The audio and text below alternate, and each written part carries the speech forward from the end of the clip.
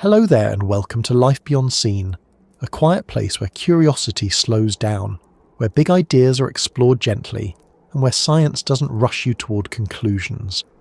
This is a space for easing the mind rather than crowding it, for letting questions unfold at their own pace, and for wandering through subjects that are often talked about loudly, but rarely considered calmly. Tonight's journey takes us far north, not just to the edge of maps, but to the edge of what humans can truly reach or fully understand. Before we begin drifting into that frozen direction, it's worth pausing for a moment. Where are you listening from right now?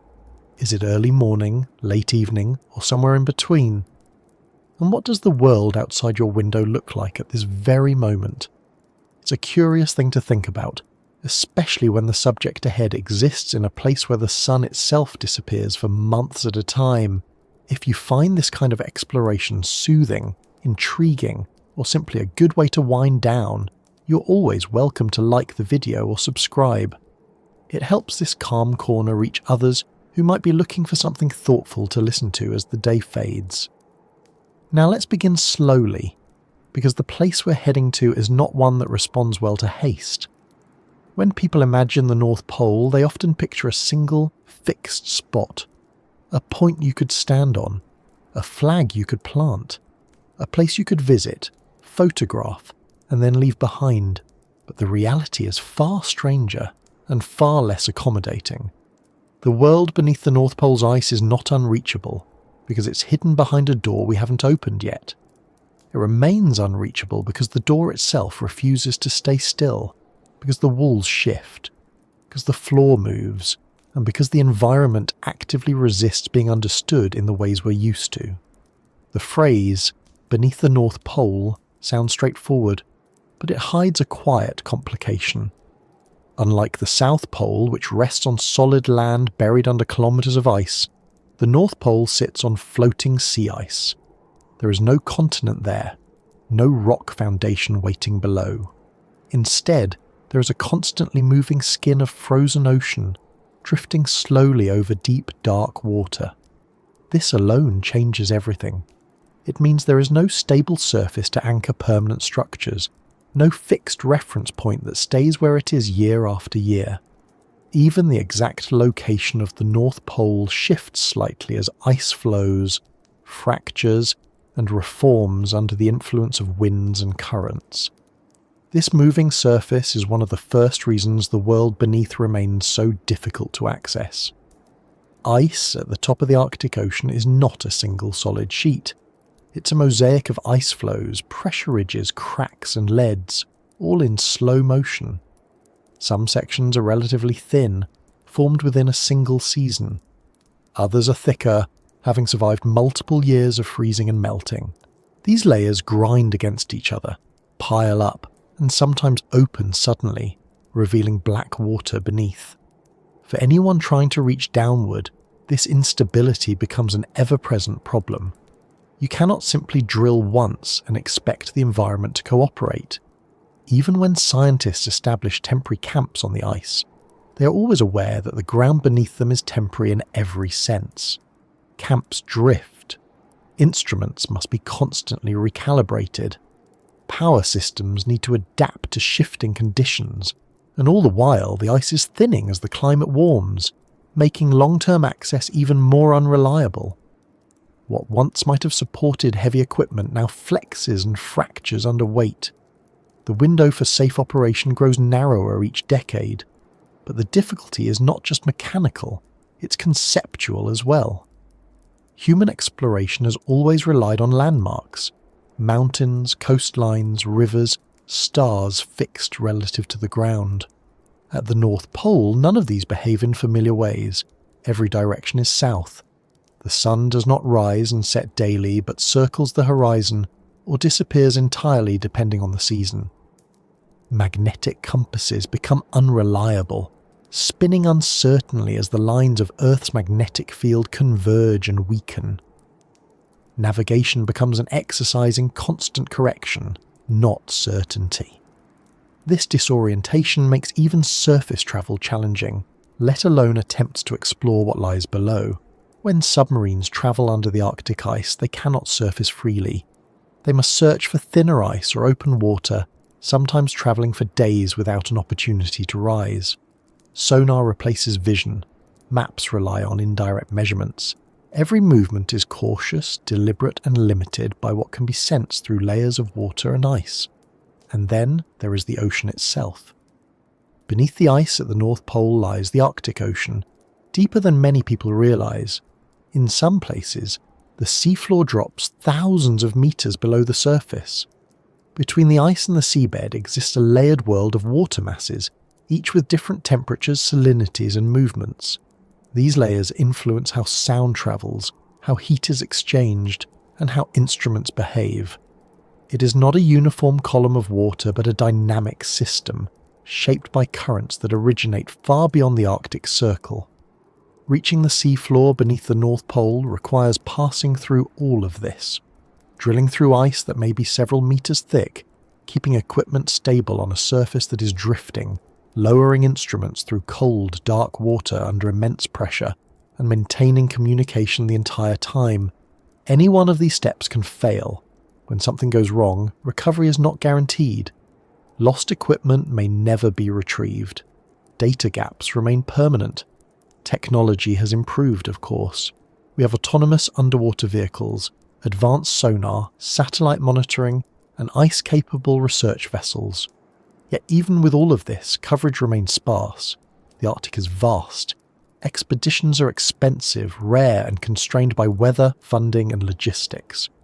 Most of what we know about the region beneath the ice comes from narrow corridors of data, not comprehensive surveys.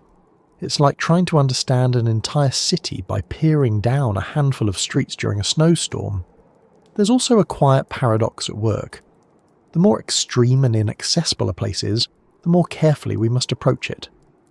Environmental concerns limit invasive exploration. Noise affects marine life. Drilling carries risks.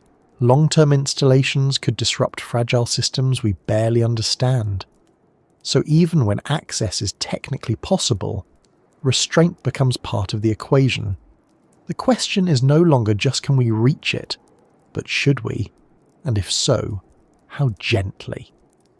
All of this contributes to why the world beneath the North Pole's ice remains so elusive. Not because it is forbidden, but because it exists at the intersection of motion, depth, cold, darkness, and uncertainty. It does not offer stable ground or predictable conditions. It resists being reduced to neat diagrams or definitive statements, and perhaps most importantly, it does not care whether we understand it or not. As we continue, it becomes clear that the challenge is not a single obstacle, but a layering of many. Ice that won't stay still, water that absorbs sound and light, instruments pushed to their limits, navigation systems that behave unpredictably, and above all, a place that operates on timescales and rhythms very different from our own. The North Pole is not empty, but it is indifferent. It does not invite exploration so much as tolerate it briefly. This sets the stage for everything that follows, because to understand why the world beneath remains unreachable, we first have to let go of the idea that it's simply hiding something from us. Instead, it's doing what it has always done, existing under conditions that were never meant to be convenient, stable, or easily observed. And once we begin to accept that, the reasons for its inaccessibility start to feel less like failures of technology and more like a reminder of how limited our usual tools really are when taken far from the environments they were designed for. From here, the picture only grows more complex because what looks like a blank white cap on a globe is anything but empty. And the deeper we look into how that illusion forms, the clearer it becomes why reaching beneath it is not just difficult, but fundamentally unlike exploration anywhere else on Earth. At first glance, the ice at the top of the world appears simple, white, flat, silent, and seemingly endless. On maps, it is often shown as a blank cap, a pale smear with little detail, as though nothing of consequence exists there at all. This visual shorthand has quietly shaped how people think about the region. Empty ice, featureless, a void. But that impression is one of the most persistent misunderstandings about the North Pole, and it plays a large role in why the world beneath it remains so difficult to grasp.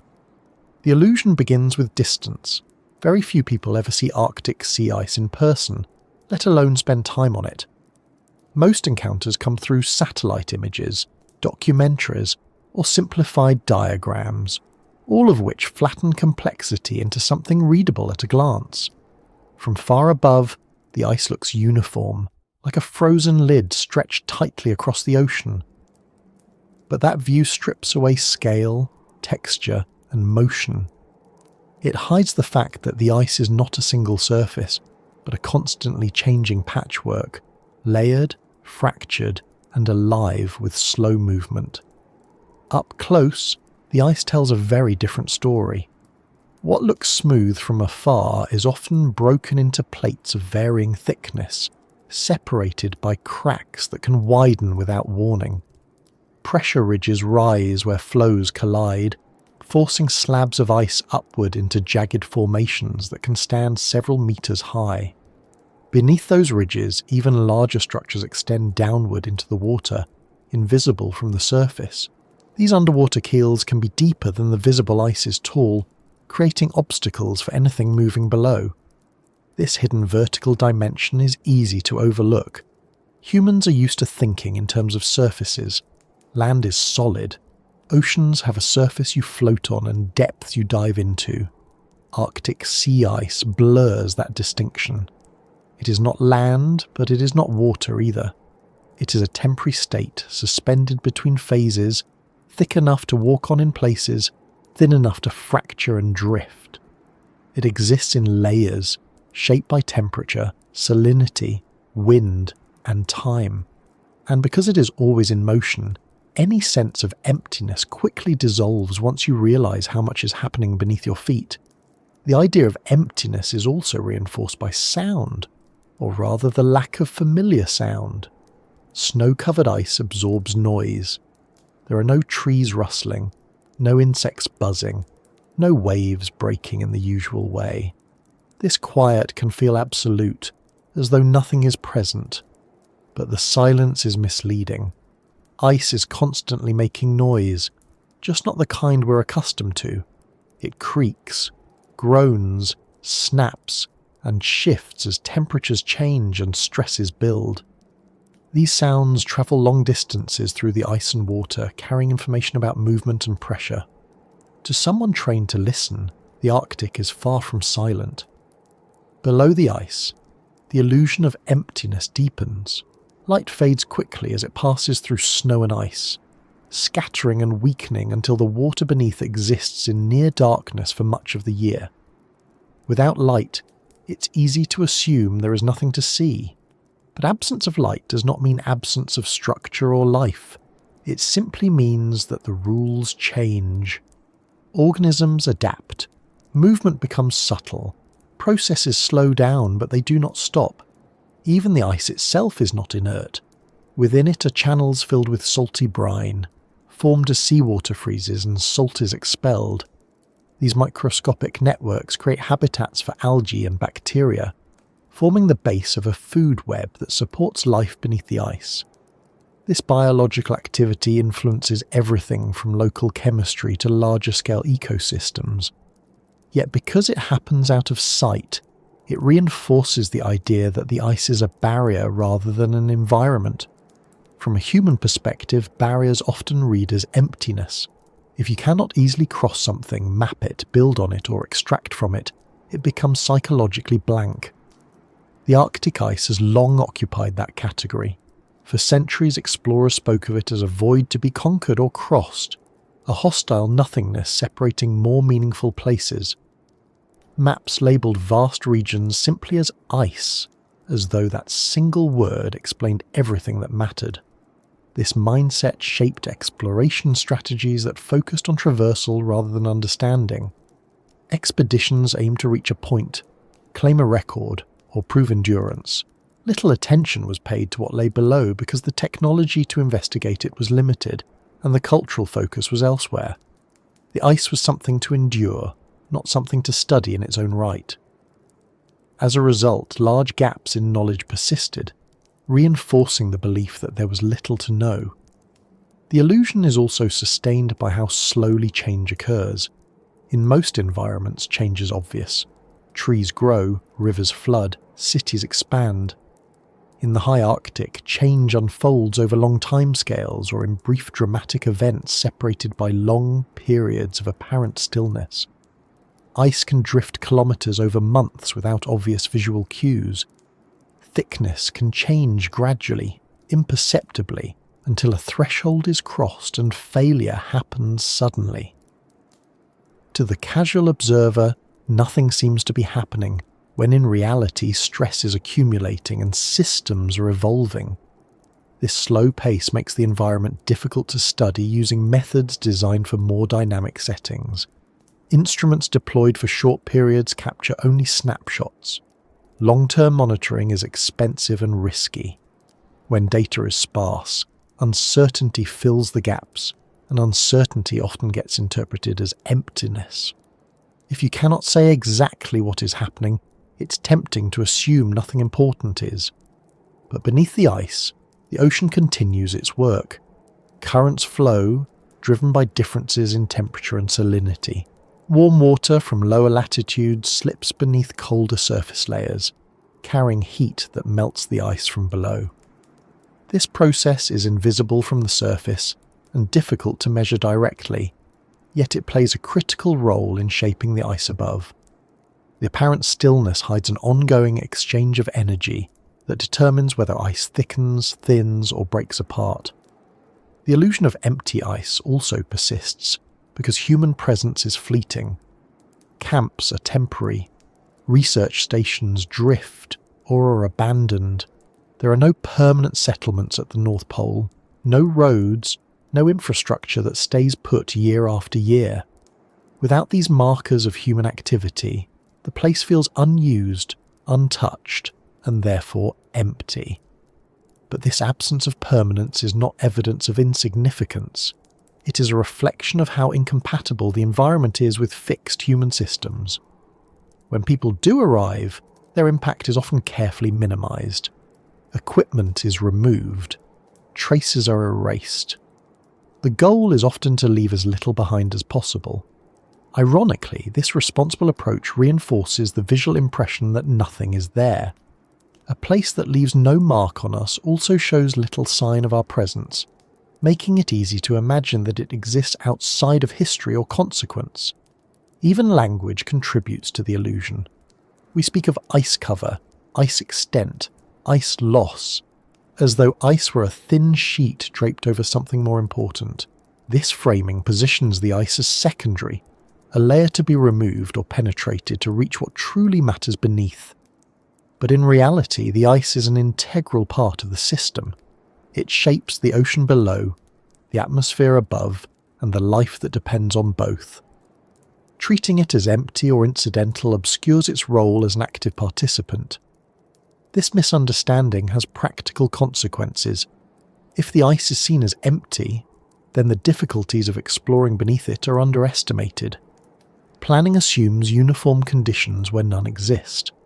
Equipment is designed for idealized scenarios, rather than the messy reality of shifting ice, variable thickness, and unpredictable movement. When missions fail or data is incomplete, it can seem like a technical problem rather than a fundamental mismatch between expectations and environment. The illusion also affects how risk is perceived. Empty places are often thought of as safe in a strange way, with nothing to collide with, nothing to get tangled in, nothing to go wrong. But the Arctic ice is full of hazards precisely because it is structured and dynamic. Pressure ridges can crush equipment. Leads can open beneath camps. Ice can rotate, shear, or fracture with little warning. The danger lies not in emptiness but in complexity that is hard to see. As climate change alters the Arctic, the illusion becomes even more deceptive. Thinner ice might look easier to penetrate, more accessible. Open water might suggest fewer barriers, but these changes often increase instability rather than reducing it. Ice that forms and melts rapidly behaves differently from older, thicker ice. It moves faster, fractures more easily, and creates more unpredictable conditions. What appears to be an opening can quickly become a trap. Understanding why the world beneath the North Pole's ice remains unreachable requires dismantling this illusion piece by piece. The problem is not that there is nothing there, it's that there is too much happening at once, across scales that challenge our tools and assumptions. The ice is not a blank surface, but a shifting interface between air and ocean, light and darkness, stability and motion. Once the idea of empty ice falls away, a new picture emerges, one where access is limited not by a single obstacle, but by the combined effects of movement, depth, darkness, and change. A place where traditional markers fail, where surfaces cannot be trusted, and where the absence of obvious features hides a dense network of processes below. And as this picture becomes clearer, it leads naturally to a deeper question. If the ice is not empty, and if it is not stable, then what exactly are we standing on when we say we are at the North Pole at all? Because before we can fully understand what lies beneath, we first need to confront the strange reality of what the North Pole actually is, and how different it is from almost any other place we try to define. When people hear the words North Pole, a very specific image tends to form. A single point, a precise location, something fixed, firm, and clearly defined. Perhaps a pole in the literal sense, or at least a place where one could stand, look around, and say with confidence, this is it. This instinct makes sense. Humans are comfortable with points on maps. We like coordinates, borders, destinations that stay where we leave them. But the North Pole quietly resists all of that. It is not what it seems, and understanding what it actually is, and just as importantly what it is not, explains a great deal about why the world beneath it remains so difficult to reach. The North Pole is not land. That alone sets it apart from most of the places we think of as destinations. There is no rock beneath your feet, no soil, no bedrock anchoring the location to the planet's crust. Instead, the North Pole exists on sea ice, floating atop the Arctic Ocean. The ice may be several meters thick in places, but it is still ice, formed from frozen seawater, drifting slowly across deep ocean water. This means that the very surface marking the North Pole is temporary. It exists only as long as the ice beneath it does, and that ice is always moving. This movement is subtle but constant, driven by wind, ocean currents, and the rotation of the Earth. Arctic sea ice drifts in looping patterns that can carry a patch of ice hundreds of kilometers over the course of months.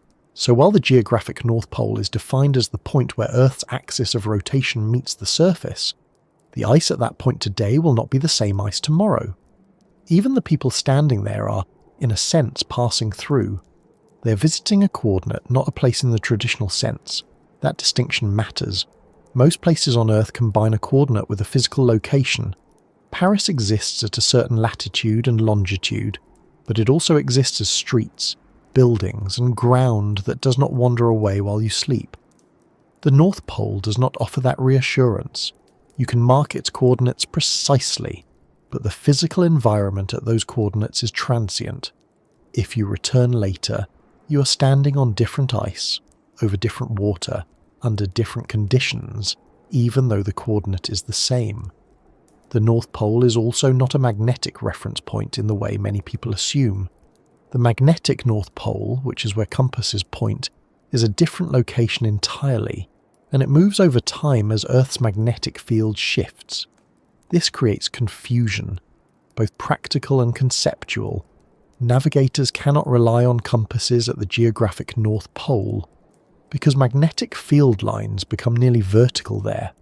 Compasses lose their directional usefulness, spinning or behaving unpredictably.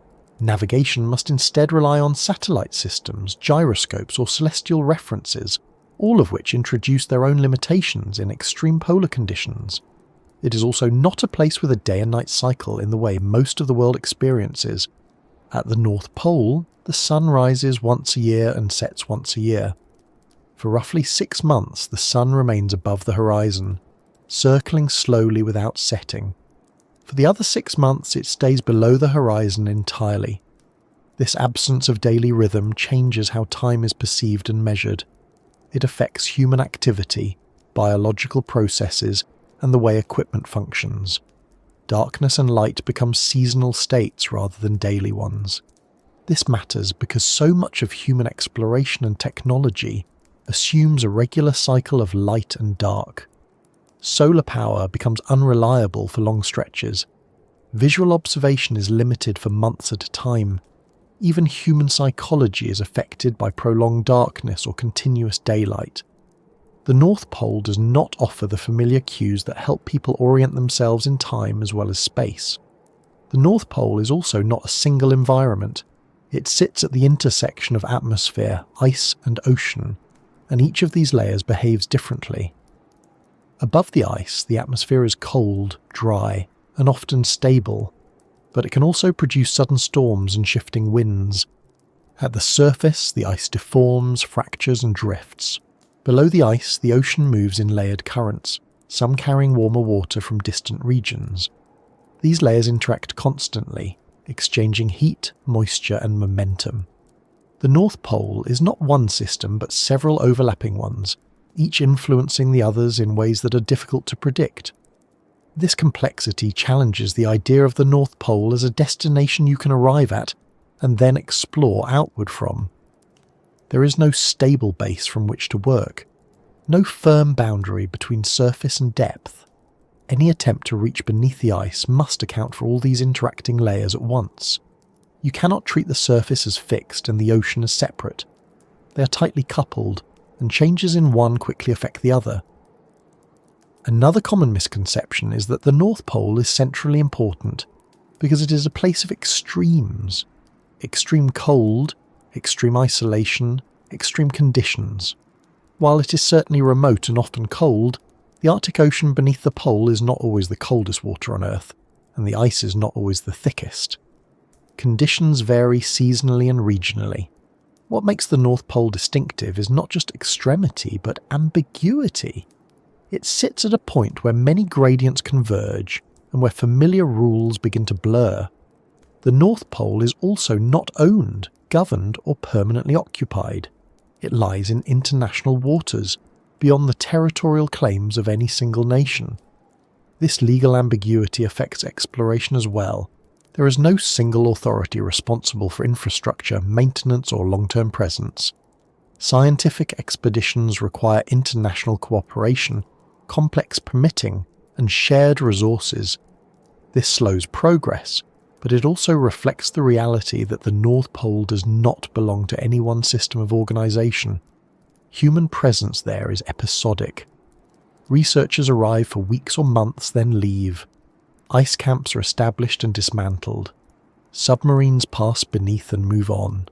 There are no roads leading in, no permanent stations anchored to bedrock.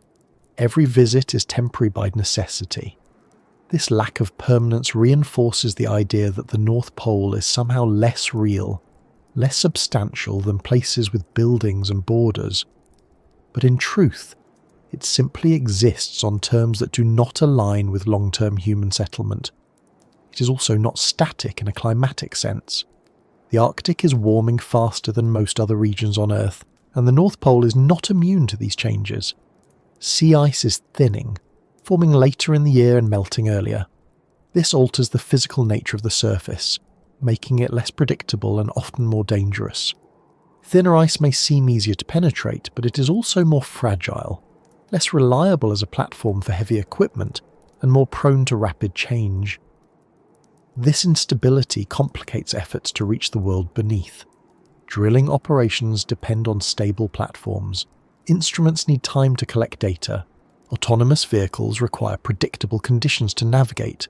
When the surface itself is changing faster than the pace of exploration, long-term access becomes increasingly difficult.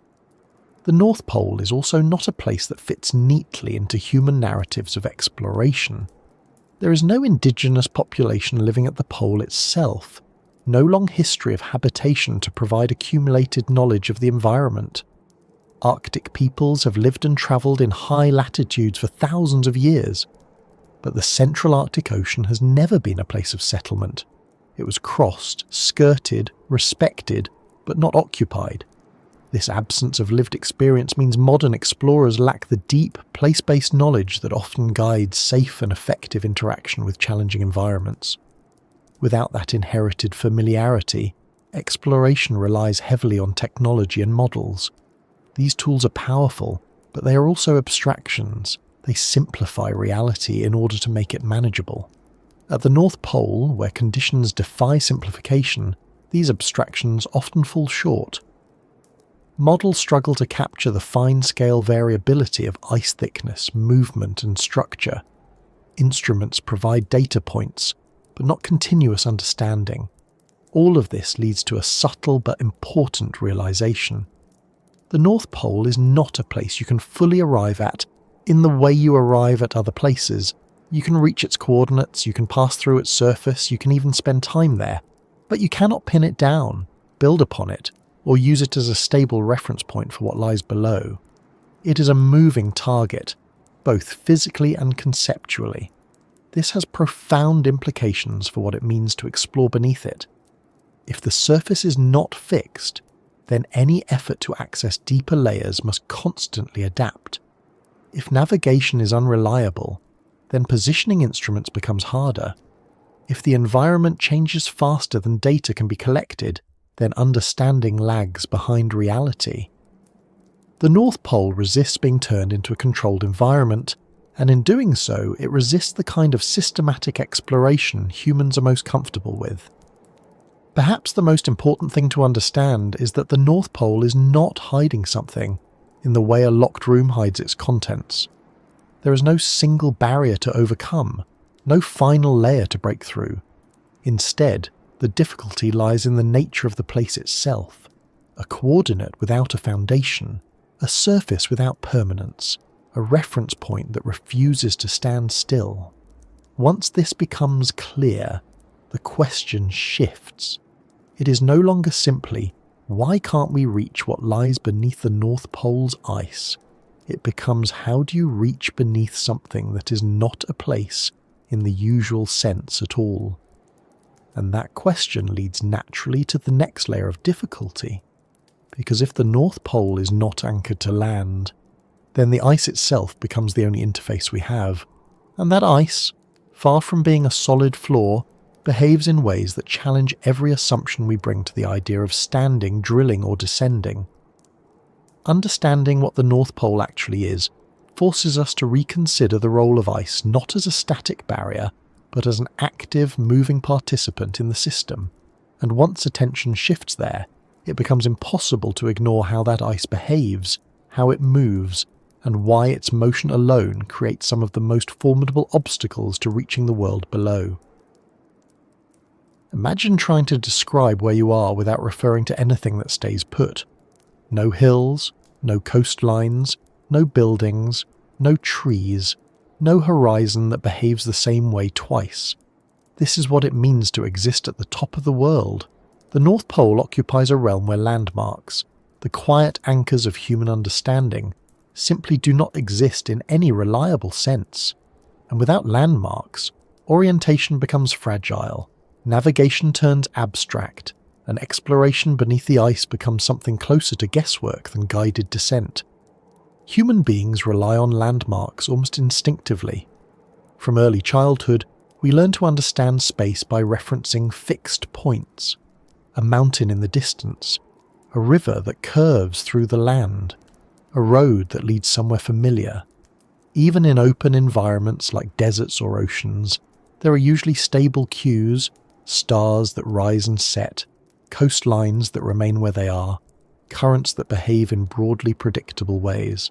At the North Pole, these cues dissolve.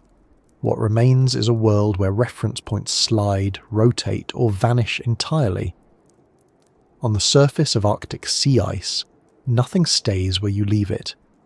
Ice flows drift continuously, sometimes slowly, sometimes faster than walking speed, depending on wind and current. A tent pitched on the ice today will not be above the same patch of ocean tomorrow. A marker placed to indicate direction will gradually become misleading as the ice beneath it rotates or fractures. Even large features, pressure ridges that appear solid and imposing, shift over time. They may crack, collapse, or be carried away altogether. This motion is not always obvious. The ice often moves quietly, imperceptibly over hours and days, but the cumulative effect is profound. Without stable landmarks, it becomes impossible to build a mental map in the usual way. Orientation must be constantly recalculated. Position becomes something you check repeatedly rather than something you assume.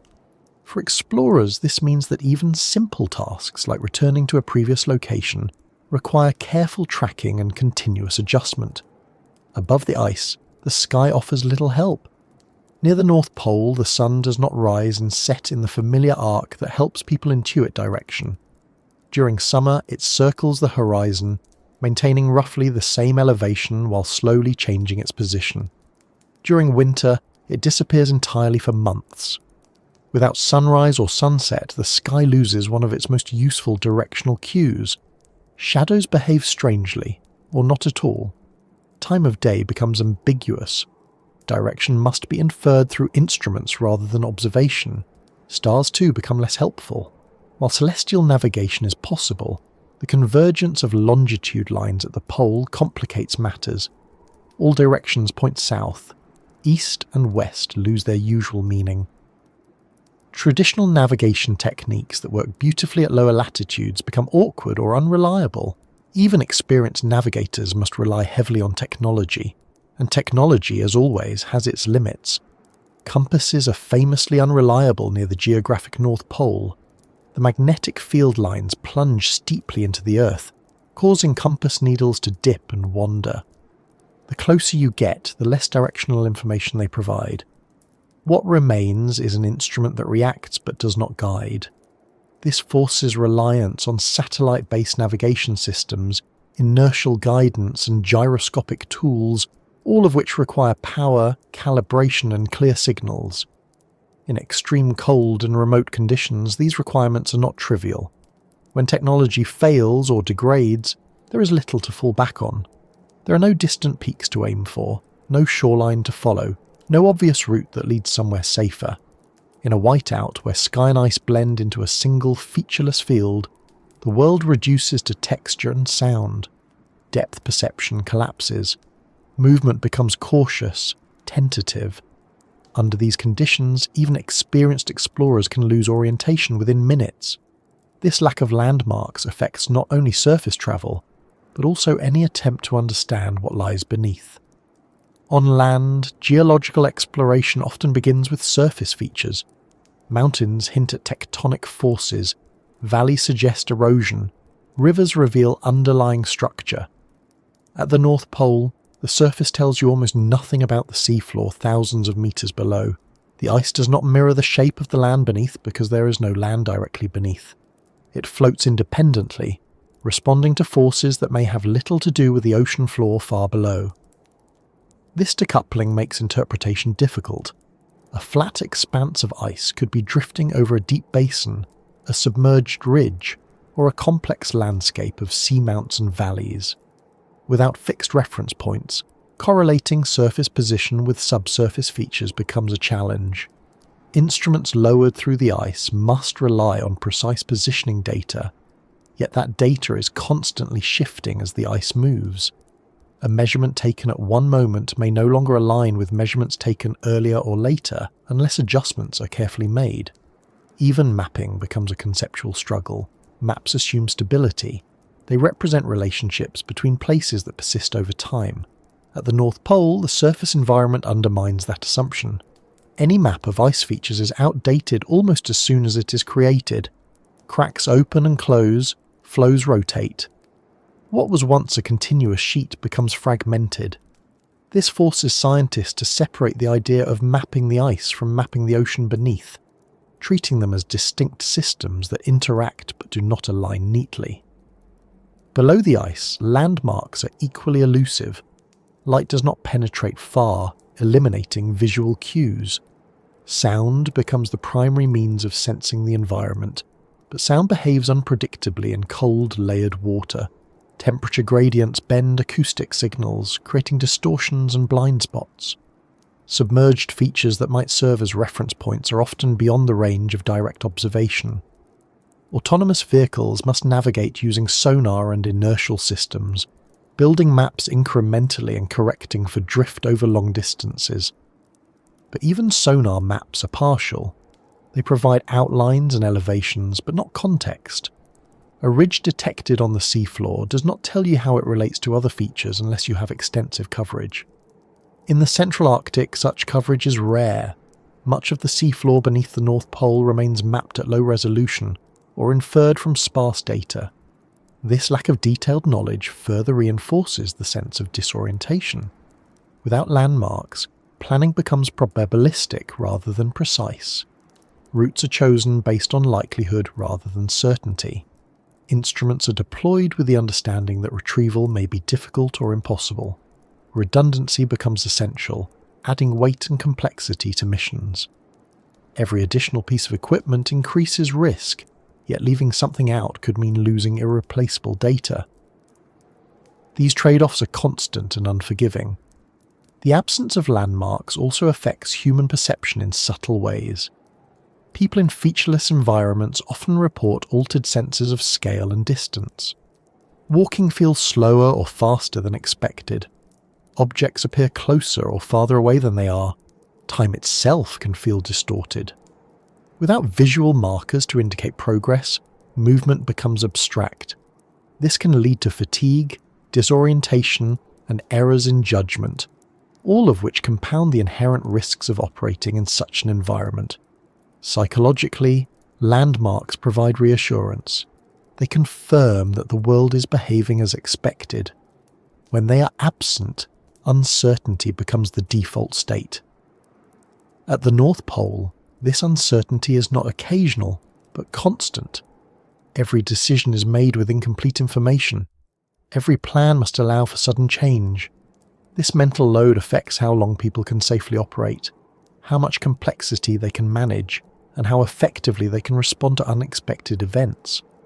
From a scientific perspective, this environment challenges the very idea of repeatability. Experiments and measurements gain strength when they can be repeated under similar conditions. At the North Pole, conditions rarely repeat. Ice thickness, position, temperature, and movement vary from year to year, season to season, even day to day. A measurement taken one year may not be directly comparable to one taken the next, not because the underlying system has changed dramatically, but because the surface context is entirely different. This makes long-term studies difficult. Trends must be extracted from noisy, incomplete data sets. Uncertainty must be carefully quantified. Conclusions must remain tentative. While this is not unique to the Arctic, the lack of stable landmarks amplifies the problem. There is no fixed baseline against which change can be easily measured. The irony is that beneath this apparent emptiness lies a world with its own structure and history. The seafloor has mountains, ridges, plains, and basins formed over millions of years. These features are stable on human timescales, yet they are hidden beneath a surface that refuses to hold still. It is as though a detailed ancient landscape is covered by a restless veil that never quite reveals the same view twice. This disconnect between stable depth and unstable surface is one of the central reasons the world beneath the North Pole remains so difficult to reach and understand. Access requires passing through an environment that offers no reliable bearings, no lasting markers, and no guarantee that yesterday's path will exist tomorrow. Every descent begins from a different starting point, even if the coordinates are the same. As a result, exploration here feels less like a journey across a landscape and more like an interaction with a moving system. Success depends not only on knowing where you want to go, but on understanding how the environment might shift beneath you while you're trying to get there. And that understanding is always incomplete. Once the absence of landmarks is fully appreciated, it becomes easier to see why traditional approaches to exploration struggle here. Methods that work well on land or in open ocean falter when stripped of reference points. New strategies are required, ones that accept uncertainty as a constant companion rather than a temporary obstacle. And yet, even with all this, The lack of landmarks is only one layer of the challenge, because the surface does not just move horizontally. It deforms, thickens, thins and breaks, behaving less like ground and more like a slow, grinding fluid. And to understand why this matters so deeply for what lies below, attention must turn to the ice itself, not as a backdrop, but as an active, restless force that reshapes everything it touches. At first, it feels wrong to describe ice as something that moves with intention. Ice is supposed to be static, solid, frozen in place. In everyday life, ice is what stops motion rather than creating it. A frozen lake becomes walkable because it does not move. A block of ice stays where you put it until it melts. But the ice at the top of the world follows a very different set of rules. It shifts, bends, collides, heals, and breaks apart in ways that feel uncannily organic. Not fast, not dramatic in the way storms are dramatic, but persistent, responsive, and restless. And this restless quality is one of the most important reasons the world beneath the North Pole remains so difficult to reach. Arctic sea ice is not a rigid sheet. It behaves less like stone and more like a slow-moving skin stretched across the ocean. Wind pushes it, currents pull it, temperature changes cause it to expand and contract. When these forces act together, the ice responds not by staying still but by adjusting its shape. It fractures where stress becomes too great. It piles up where movement is constrained. It slides, rotates, and compresses in patterns that are never quite the same twice. This movement happens constantly, even when it is not visible. A calm, quiet day on the ice can give the impression of stillness, but beneath that surface, forces are building. Pressure accumulates as flows press against one another. The ice flexes slightly, imperceptibly, until a threshold is crossed. Then, often without warning, a crack opens, a lead forms, 2 sections of ice separate, revealing dark water below. Elsewhere, ice converges and buckles upward into jagged ridges that did not exist the day before. These changes are not random. They follow physical laws, but the outcomes are complex because the system has so many interacting parts. Wind direction shifts, ocean currents vary with depth, temperature gradients change the strength and brittleness of the ice. The result is a surface that behaves more like a slow, muscular organism than a passive platform. It reacts to its environment. It redistributes stress.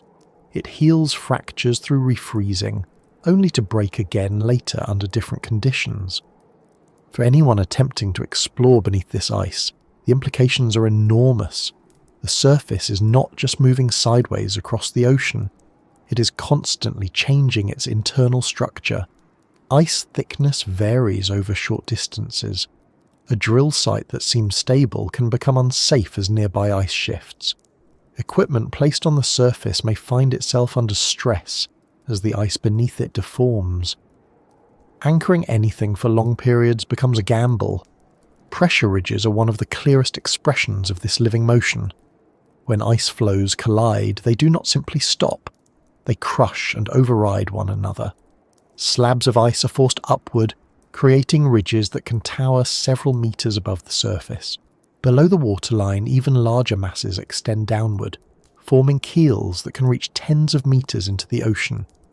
These underwater structures are invisible from above, yet they pose serious hazards to submarines and autonomous vehicles navigating below. The formation of a pressure ridge is not a single event. It unfolds over time. Ice groans and creaks as it deforms. Cracks propagate. Blocks shift and settle into new configurations. Once formed, ridges continue to evolve. They can consolidate, grow, or partially collapse.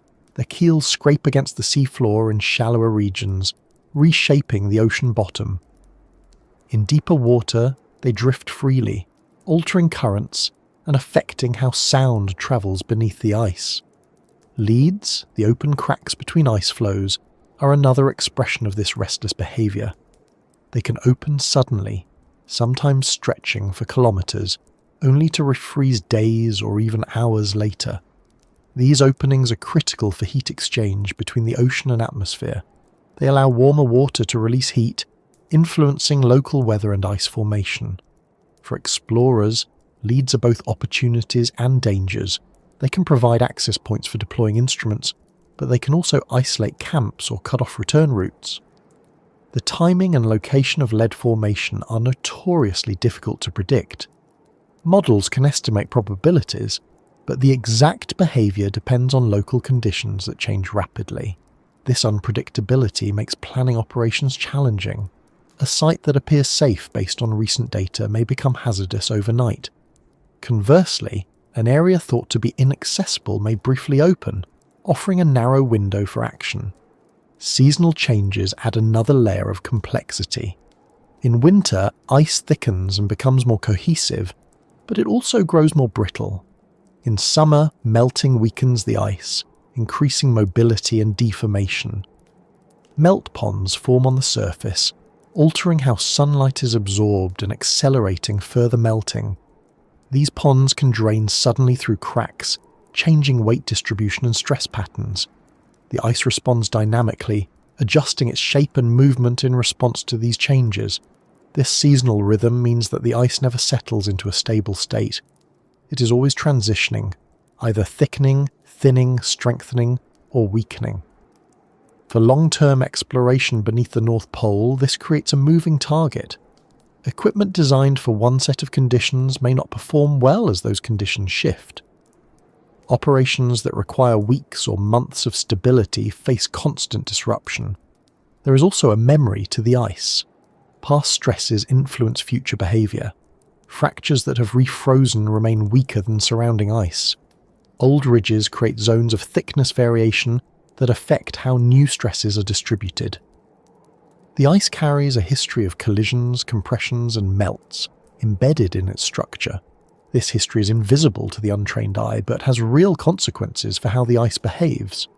Understanding this behaviour requires treating the ice as a dynamic system rather than a static barrier.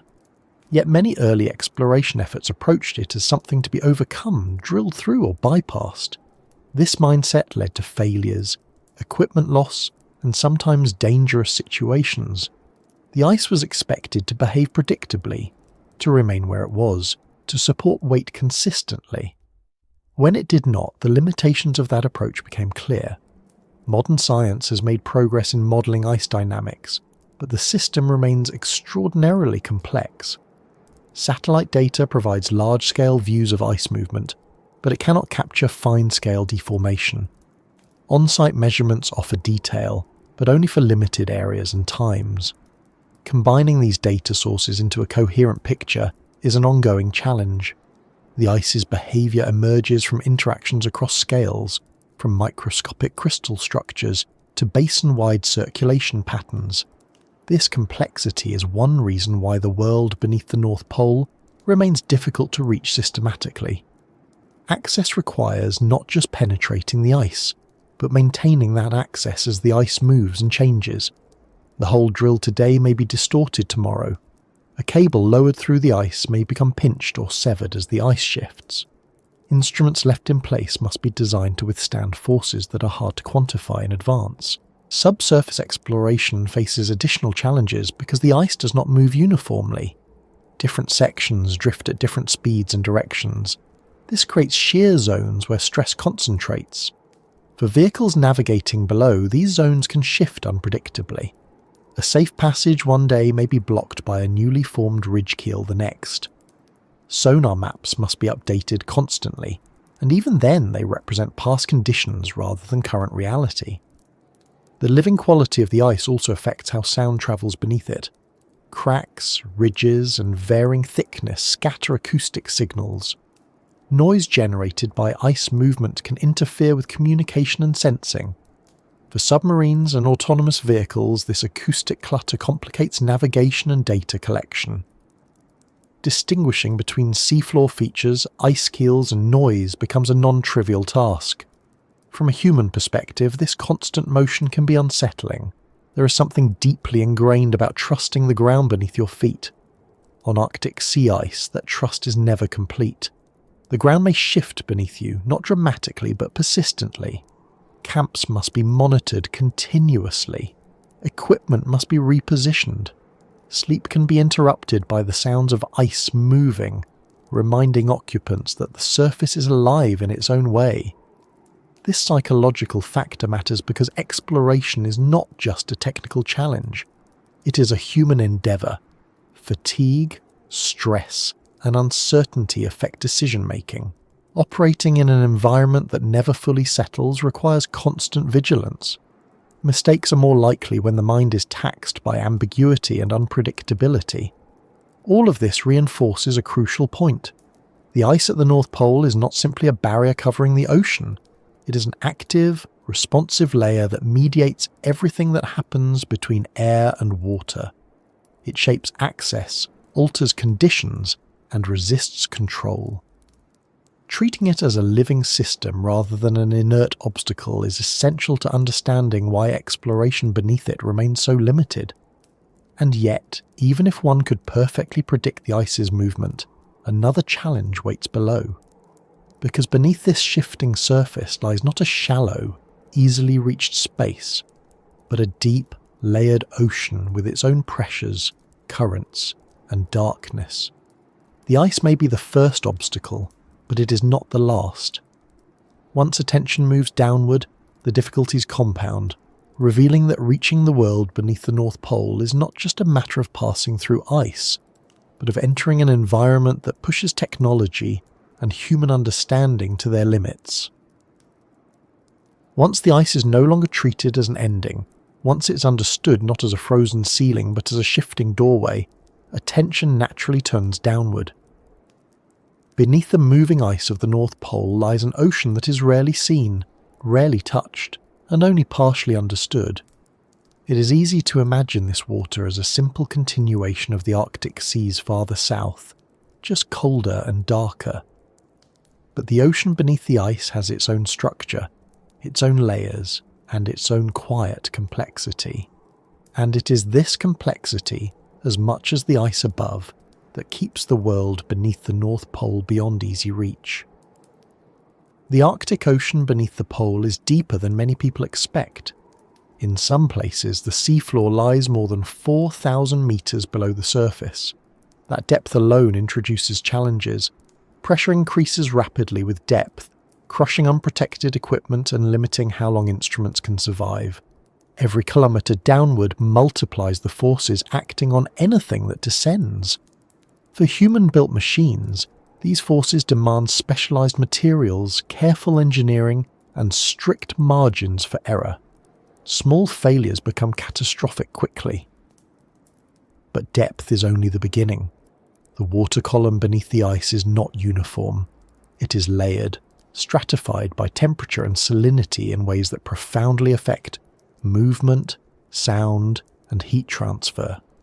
Near the surface, just below the ice, is a layer of very cold, relatively fresh water. This water forms as ice melts and as rivers from surrounding continents feed into the Arctic basin. Because fresh water is less dense than salty water, it tends to remain near the top, creating a cap that insulates deeper layers.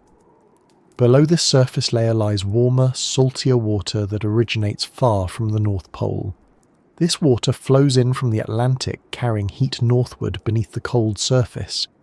It does not rise easily because it is denser, so it slides underneath, forming a subsurface layer that can be hundreds of meters thick. This warm layer plays a critical role in melting ice from below, but its presence is largely invisible from the surface. This vertical structure creates a kind of hidden architecture. Heat moves upwards slowly. Sound bends as it passes through layers of differing density. Chemical properties change with depth. Life adapts to specific layers rather than the ocean as a whole. For explorers and scientists, this means that descending into the ocean is not a simple matter of going deeper. Each layer introduces new conditions and new uncertainties. Navigation becomes especially difficult in this environment. In open ocean, surface vessels can use visual cues, GPS, and consistent acoustic conditions to guide operations. Beneath the ice, surface signals are blocked. GPS cannot reach submerged vehicles. Communication relies on sound, but sound behaves unpredictably in layered water. Temperature gradients bend acoustic paths, creating shadow zones where signals weaken or disappear. Vehicles must rely on inertial navigation systems that accumulate error over time, slowly drifting away from true position unless corrected. Correcting that drift is not straightforward. There are no fixed beacons beneath the North Pole, no underwater landmarks with known positions that can serve as reference points. Even the ice above, which might otherwise be used as a guide, is moving. This means that a vehicle navigating below must constantly estimate its position, based on imperfect data, knowing that small errors can grow large over long distances. The ocean itself is also in motion. Currents flow beneath the ice, driven by differences in temperature, salinity, and pressure. These currents are not uniform or constant. They vary with depth and location, sometimes flowing in opposite directions in different layers. A vehicle descending through these layers may be pushed sideways, rotated, or slowed unexpectedly. Predicting these movements is difficult, especially in regions where data is sparse. This motion affects more than navigation. It influences how long instruments can remain in place, how cables behave when lowered from the surface, and how particles and nutrients move through the system. A sensor deployed at one depth may find itself in a very different environment than expected as currents shift. A cable lowered through the ice may experience tension and twisting as water moves around it, increasing the risk of failure. Light, or rather the absence of it, is another defining feature. Beneath the ice, sunlight is filtered and weakened. Snow cover on the ice further reduces penetration. During the long polar night, there is no sunlight at all. Even during summer, light levels at depth are low. This darkness changes how exploration must be conducted. Cameras become less useful. Visual identification of features is limited to the immediate vicinity of artificial lights, which themselves attract or repel marine life and alter local conditions. This reliance on artificial illumination creates its own challenges. Lights consume power, limiting mission duration. They reveal only small patches of the environment at a time, making it hard to build a coherent picture of larger structures. Shadows distort perception. Features can appear more dramatic or more subtle than they truly are, depending on angle and distance. Interpreting visual data requires caution and experience. Despite the darkness, the ocean beneath the ice is not lifeless. It hosts a range of organisms adapted to cold, low-light conditions. Many live in close association with the ice, feeding on algae that grow within and beneath it. Others inhabit deeper waters, relying on organic matter that sinks from above. This biological activity influences the chemistry of the water, consuming oxygen, producing waste, and cycling nutrients. These processes vary with depth and season, adding another layer of variability. For exploration, this means that the environment is not just physically complex, but biologically active. Instruments must be designed to operate without disrupting sensitive systems. Sampling must account for spatial and temporal variability. The presence of life can interfere with sensors, clog intakes, or alter measurements. At the same time, understanding this life is one of the motivations for exploration, creating a tension between observation and disturbance. The seafloor itself adds further complexity. Beneath the central Arctic Ocean lies a varied landscape shaped by tectonic forces, sedimentation, and glacial history. There are ridges formed by the spreading of tectonic plates, deep basins filled with fine sediments, and isolated features that rise from the depths. Much of this terrain has been mapped only at low resolution. Details that might guide exploration or reveal important processes remain hidden. Reaching the seafloor requires long descents through all the layers above, maintaining communication and control the entire time. Even when a vehicle reaches the bottom, its ability to move and observe is limited. Sediments can be soft, stirring easily and reducing visibility. Currents near the seafloor can be unpredictable. Mapping large areas takes time and energy that are often in short supply. Retrieving data and equipment adds another layer of difficulty. Anything deployed beneath the ice must eventually be brought back or transmit data remotely. Recovery requires precise timing and positioning. The ice above may have drifted significantly since deployment. A recovery site planned weeks in advance may no longer align with the instrument's position. Adjustments must be made on the fly, often under challenging conditions. All of this means that exploration beneath the North Pole is not a single act, but a sequence of carefully managed risks. Each layer of the ocean introduces new variables. Each descent is an experiment in itself. Success depends on the alignment of many factors: stable ice conditions, predictable currents, reliable equipment, and favourable weather. When any one of these falters, the mission scope shrinks or ends entirely. Perhaps most importantly, the ocean beneath the ice resists simplification. It cannot be treated as an empty volume waiting to be filled with measurements. It is structured, dynamic, and interconnected with systems far beyond the Arctic. Changes in distant oceans influence conditions beneath the pole. Heat carried northward affects ice stability. Freshwater input alters stratification. Local observations are always part of a larger global picture. This interconnectedness makes interpretation difficult. Data collected beneath the ice must be understood in context, yet that context is often incomplete. Long-term records are sparse. Baseline conditions are still being established. Distinguishing between natural variability and long-term change requires patience and caution. Conclusions are tentative by necessity.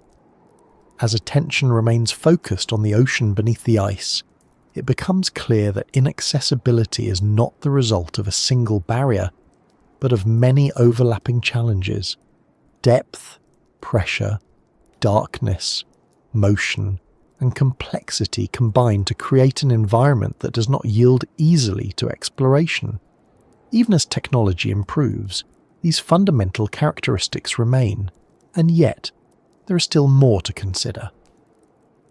Because as demanding as the ocean itself may be, the conditions imposed by pressure, cold, and darkness intensify with depth, pushing both machines and human understanding toward their limits. To appreciate just how extreme these conditions become, it is necessary to look more closely at the forces acting on anything that dares to descend into this hidden world. As the descent continues beneath the ice, the environment does not merely become more difficult. It becomes fundamentally hostile in ways that compound upon one another. Pressure, darkness, and extreme cold are not separate challenges encountered one at a time.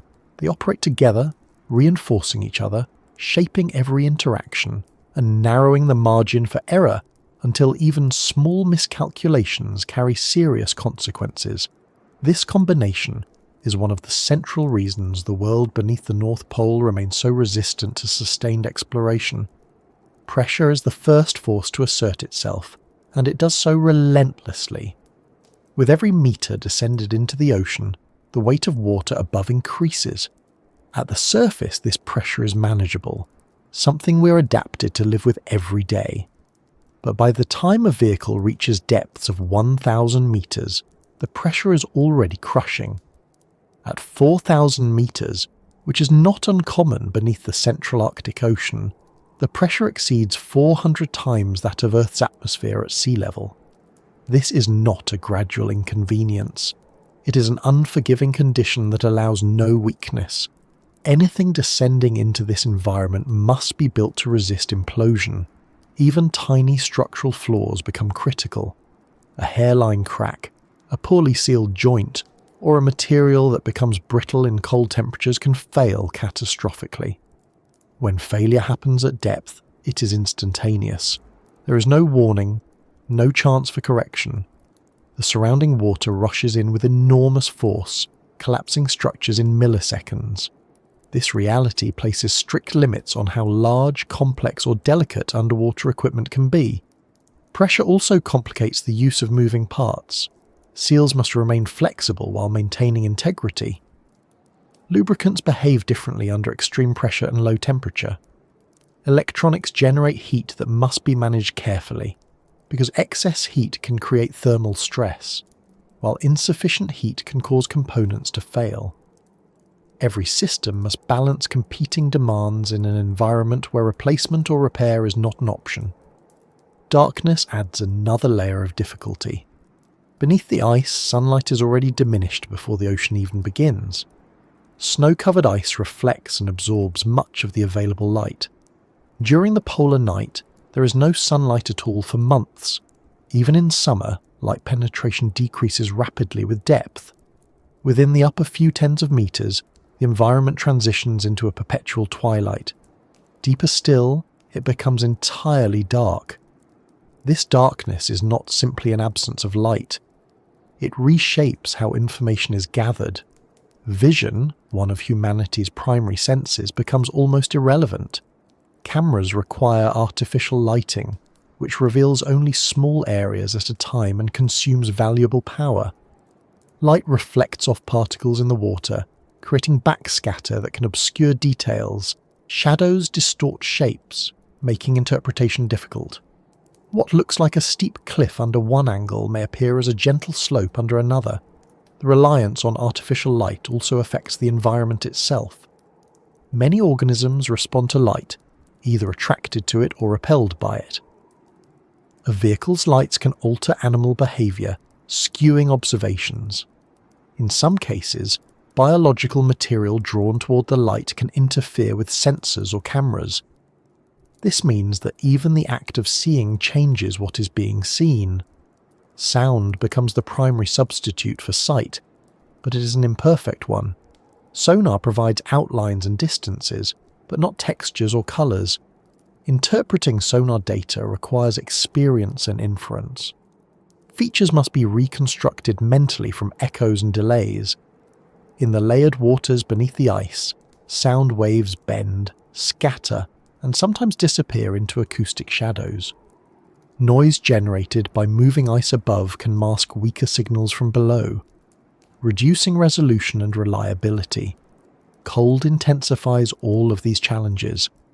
Water beneath the Arctic ice remains near freezing, often hovering just below 0 degrees Celsius due to salinity. This cold affects materials, electronics, and energy systems. Batteries lose efficiency, chemical reactions slow, metals contract, plastics become brittle. Components that perform well in temperate oceans may fail quickly under Arctic conditions unless specifically designed for the cold. Cold also affects how long missions can last. Power is consumed not only by propulsion and sensors, but by heating systems that keep electronics within operational temperatures. The colder the environment, the more energy is diverted to survival rather than exploration. This shortens mission duration and limits range. Every additional hour underwater must be carefully justified against the risk of power depletion. Pressure and cold together create unique challenges for seals and joints.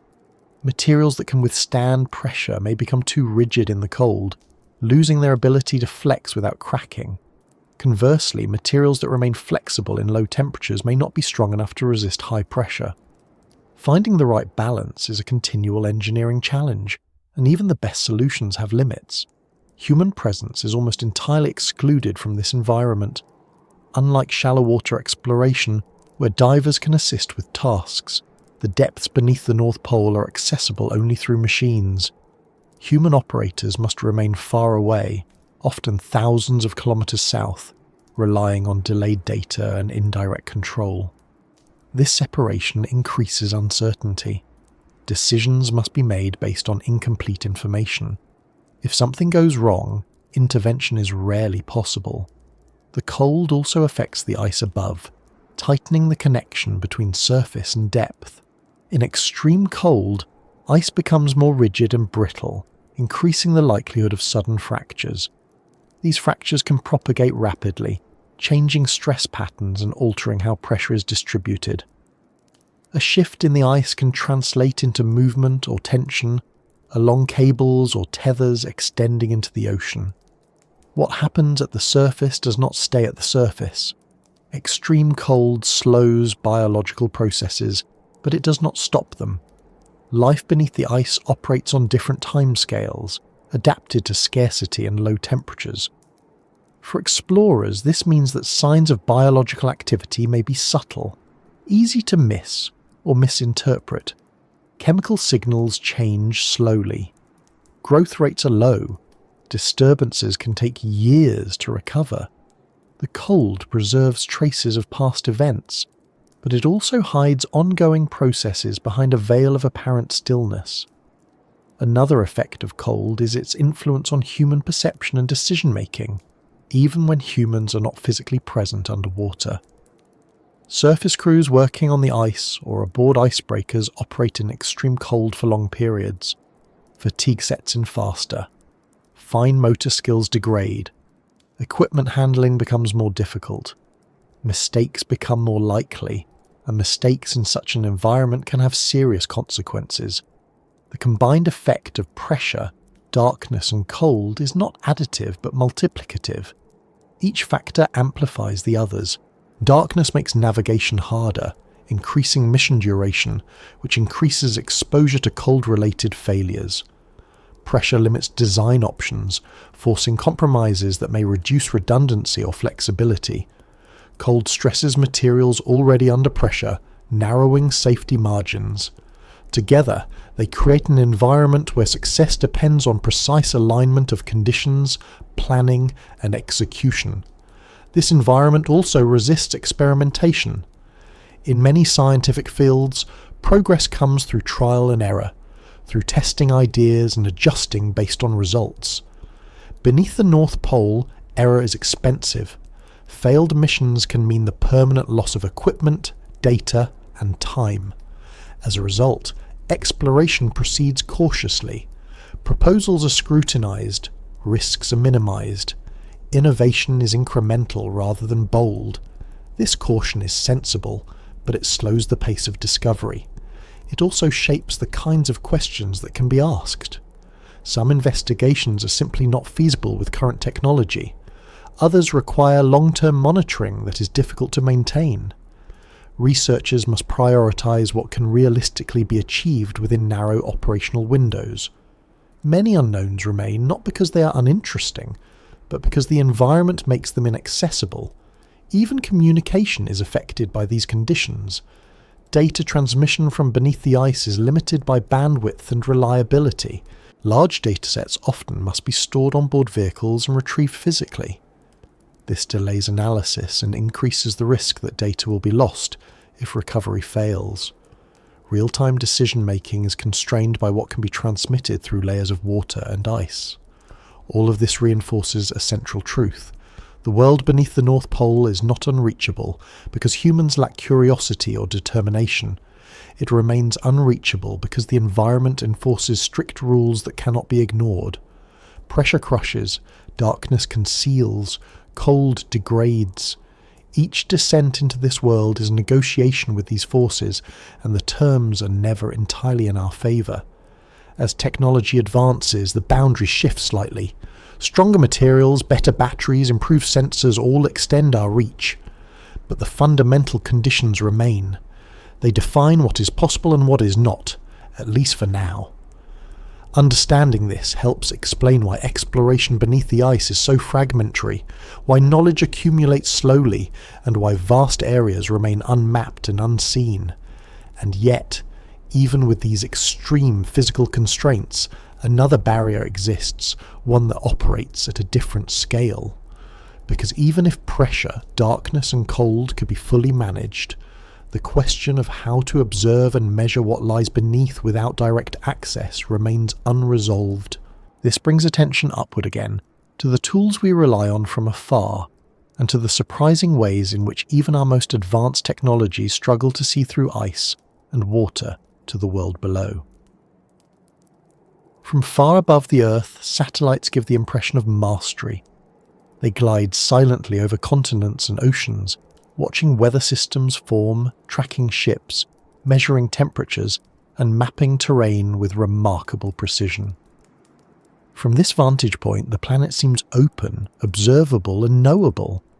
It is tempting to believe that if something exists beneath the ice at the North Pole, satellites must surely be able to see it.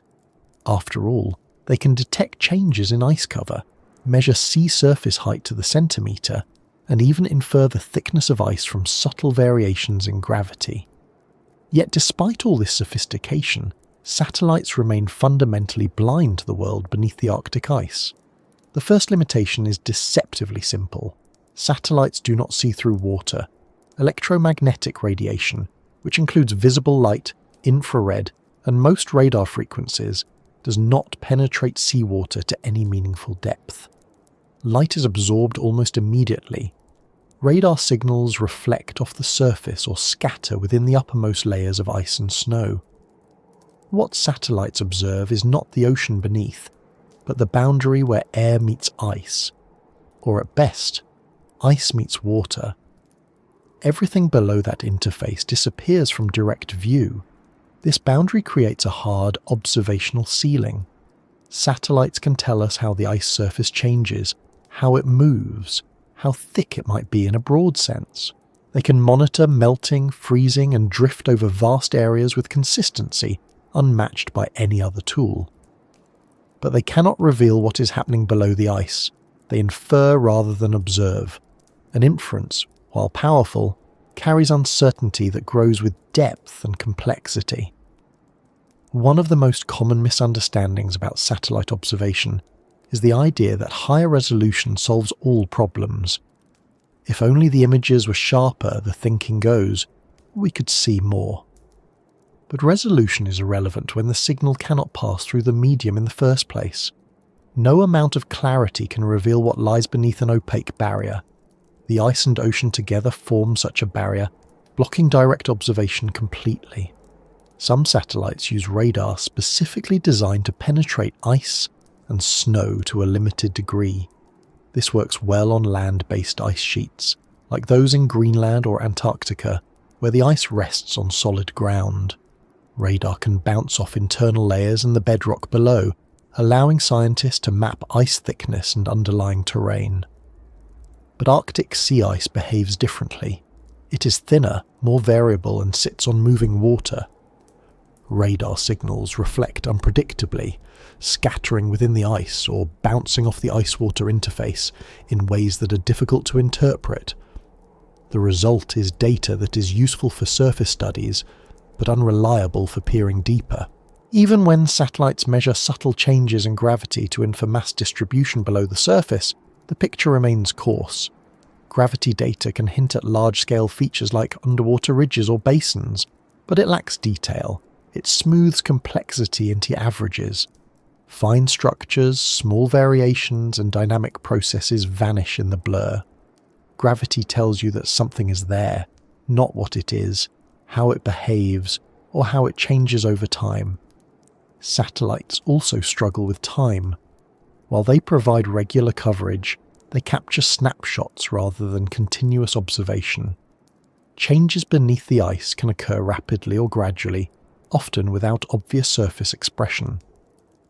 A shift in subsurface currents, a pulse of warm water, or a biological event may leave no immediate trace on the ice above. By the time a surface signal emerges, the underlying process may have already passed. There is also the issue of scale. The ocean beneath the North Pole operates across a wide range of spatial scales. Some processes unfold over thousands of kilometers, others over meters or less. Satellites are excellent at capturing large-scale patterns, such as ice extent or broad temperature gradients. They are far less effective at resolving small-scale phenomena that can nevertheless have significant consequences, like localized melting, turbulence, or biological hotspots. These finer details often determine how systems behave, yet they remain invisible from orbit. Another limitation lies in interpretation. Satellite data is indirect. It must be processed, corrected, and translated into meaningful information through models and assumptions. Each step introduces uncertainty. Assumptions that work well in one environment may fail in another. The Arctic, with its extreme conditions and rapid change, pushes models to their limits. Small errors in assumptions about ice properties or water density can lead to large discrepancies in inferred results. Cloud cover and atmospheric conditions further complicate matters. While radar satellites can operate through clouds, optical and infrared sensors cannot. In the Arctic, persistent cloud cover, low sun angles and long periods of darkness reduce the effectiveness of many instruments. Seasonal gaps appear in datasets. Certain measurements become unreliable or unavailable for months at a time. This uneven coverage makes it harder to track long-term trends or sudden events with confidence. The movement of ice adds another layer of difficulty. Satellites can track ice drift, but this movement complicates efforts to link surface observations to subsurface features. A patch of ice observed today may be over a completely different section of ocean tomorrow. Without precise tracking and correction, associating surface signals with what lies below becomes a moving target. The ice does not simply drift. It rotates, deforms, and fractures, altering the relationship between surface and depth in complex ways. There is also a conceptual challenge. Satellites excel at observing surfaces because surfaces are where interactions with space occur. They are interfaces where energy is exchanged, where signals originate or reflect. The deeper you go below a surface, the less directly connected that environment is to space-based observation. The ocean beneath the ice is insulated, buffered, and decoupled from the immediate influence of the atmosphere and space. Its signals are muted, delayed, or transformed before they ever reach the surface. This decoupling means that some of the most important processes shaping the Arctic remain hidden from satellites. The flow of warm Atlantic water beneath the ice, the mixing of layers, the movement of nutrients, the behavior of deep currents, all of these occur largely out of view.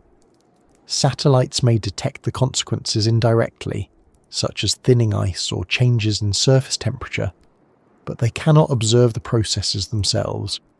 There is also the issue of validation. Satellite measurements are most powerful when they can be checked against observations made on the ground or in the water. This ground truthing allows scientists to calibrate instruments, refine models, and correct errors. In the Central Arctic, opportunities for validation are rare. Field campaigns are limited in time and scope. Instruments deployed beneath the ice are few and far between. Without frequent validation, uncertainty accumulates. This creates a feedback loop. Because satellites cannot see beneath the ice, in situ observations are needed. But because in situ observations are difficult and expensive, they are scarce. This scarcity limits the ability to improve satellite interpretation, which in turn limits confidence in what satellites suggest about subsurface conditions. Progress becomes incremental, cautious, and incomplete. It is also worth considering what satellites are designed to do. They are optimized for global coverage, consistency, and long-term monitoring. They are not built for detailed exploration of hidden environments. Their strength lies in breadth, not depth. Expecting them to reveal the intricacies of the ocean beneath the North Pole is asking them to operate outside their natural domain. This does not mean satellites are unimportant. On the contrary, they are essential. They provide the context within which all other observations are interpreted. They show trends, reveal patterns, and guide where limited field resources should be deployed. Without satellites, exploration beneath the ice would be far more blind. But their role is that of a guide, not a window. The illusion that satellites can see everything is a modern one, born of remarkable technological success in other domains. But the Arctic exposes the limits of that success. It reminds us that some environments remain stubbornly opaque, not because we lack clever tools, but because the physics of the medium itself blocks our view. Understanding this limitation helps explain why so much of what lies beneath the North Pole remains unknown. It is not hidden out of neglect or ignorance. It is hidden because the methods we rely on from afar simply cannot reach it. To truly observe the world beneath the ice, one must go there physically, with instruments that descend through layers of ice and water, enduring pressure, darkness, and cold. and that requirement brings the focus back to the machines that attempt this descent. Because if satellites cannot see below, then submarines, autonomous vehicles and sensors become the next line of inquiry. Yet these tools too encounter boundaries that are not immediately obvious from the outside. Boundaries imposed not only by environment, but by engineering, endurance, and control. To understand those limits, it becomes necessary to look closely at how these vehicles operate beneath the ice, and why even they struggle to reach and remain in this hidden world. When satellites reach the limits of what they can reveal, attention naturally turns to machines that can physically enter the environment. Submarines, autonomous underwater vehicles, remotely operated sensors, these are the tools designed to go where eyes in the sky cannot. On paper, they seem like the obvious solution. If you want to know what lies beneath the ice, send something down there. Yet in practice, these machines encounter boundaries that are just as constraining as those faced from orbit. The world beneath the North Pole does not simply resist observation from above, it resists sustained presence from below as well. Submarines are often imagined as the ultimate explorers of the deep, sealed, powerful, capable of travelling vast distances underwater. And in many parts of the world, that image is justified. Modern submarines can dive deep, remain submerged for months, and navigate with impressive precision. But the Arctic Ocean beneath permanent or semi-permanent ice introduces challenges that fundamentally change how submarines can operate. One of the most immediate limitations is surfacing. In open ocean, surfacing is routine. It allows submarines to communicate, recalibrate navigation systems, resupply air, and reset. Beneath Arctic ice, surfacing is restricted to rare openings in the ice or areas of thinner ice that can be breached. Finding these locations is not guaranteed. Ice thickness varies unpredictably, and pressure ridges can be far thicker than surrounding ice. A submarine that surfaces in the wrong place risks damaging its hull or becoming trapped. Because surfacing opportunities are limited, submarines beneath the North Pole must operate with greater caution. Navigation errors carry higher stakes. If a submarine drifts off course or encounters unexpected obstacles, there may be no easy way to recover. Communication with the surface is also constrained. Radio signals do not travel through water, and acoustic communication has limited bandwidth and range. This isolation means submarines must operate largely autonomously, making decisions without constant guidance. Navigation beneath the ice relies heavily on inertial systems, which calculate position based on motion sensors rather than external references. These systems are highly precise, but they are not perfect. Over time, small errors accumulate. In open ocean, these errors can be corrected by surfacing and receiving GPS signals. Beneath the ice, correction opportunities are rare. As missions extend, uncertainty about exact position grows. This uncertainty complicates mapping, sampling, and rendezvous with other instruments. Submarines must also contend with the ice itself as an overhead hazard. Pressure ridges extend downward into the water, sometimes tens of meters below the surface. These keels are invisible until detected by sonar. Navigating around them requires constant vigilance and fine control. In regions where ice is heavily deformed, safe pathways may be narrow or non-existent. The submarine must adjust depth and course continuously, increasing cognitive and computational load. Autonomous underwater vehicles, or AUVs, face even stricter constraints. These machines are smaller, less powerful, and typically operate without real-time human control. They are programmed with mission parameters before deployment and must execute those instructions independently. In predictable environments, this works well. Beneath the North Pole, predictability is in short supply. An AUV navigating under ice cannot surface to transmit data or receive new instructions. It must complete its mission and return to a recovery point, which may itself be moving with the ice. Any deviation from the planned route increases the risk of loss. If an AUV encounters unexpected currents, obstacles, or equipment malfunction, it may not be able to compensate. Many have been lost this way, disappearing into the Arctic depths without ever being recovered. Sensors deployed beneath the ice face similar challenges. Long-term moorings can collect valuable data over months or years, but deploying them is difficult and recovering them is even harder. A mooring must be anchored to the seafloor and extend upward through the water column, often stopping short of the ice to avoid being crushed. Designing such systems requires precise knowledge of depth, currents, and ice movement. Even then, moorings can fail. Anchors can shift, lines can break, instruments can be damaged by ice keels or sediment movement. Once deployed, sensors operate in isolation. Power is limited. Batteries must last through long periods of darkness and cold. Data storage is finite. Some sensors transmit acoustically, but bandwidth is low and reliability variable. Others store data internally, requiring physical recovery to access the information. If recovery fails, years of data can be lost. Another limitation lies in coverage. Each submarine mission, each AUV deployment, each sensor mooring covers only a tiny fraction of the Arctic Ocean. The area beneath the North Pole is vast. Even decades of exploration have sampled only narrow corridors. This sparse coverage makes it difficult to build comprehensive maps or understand large-scale patterns. Scientists must extrapolate from limited data, knowing that important features or processes may lie just beyond the edges of observation.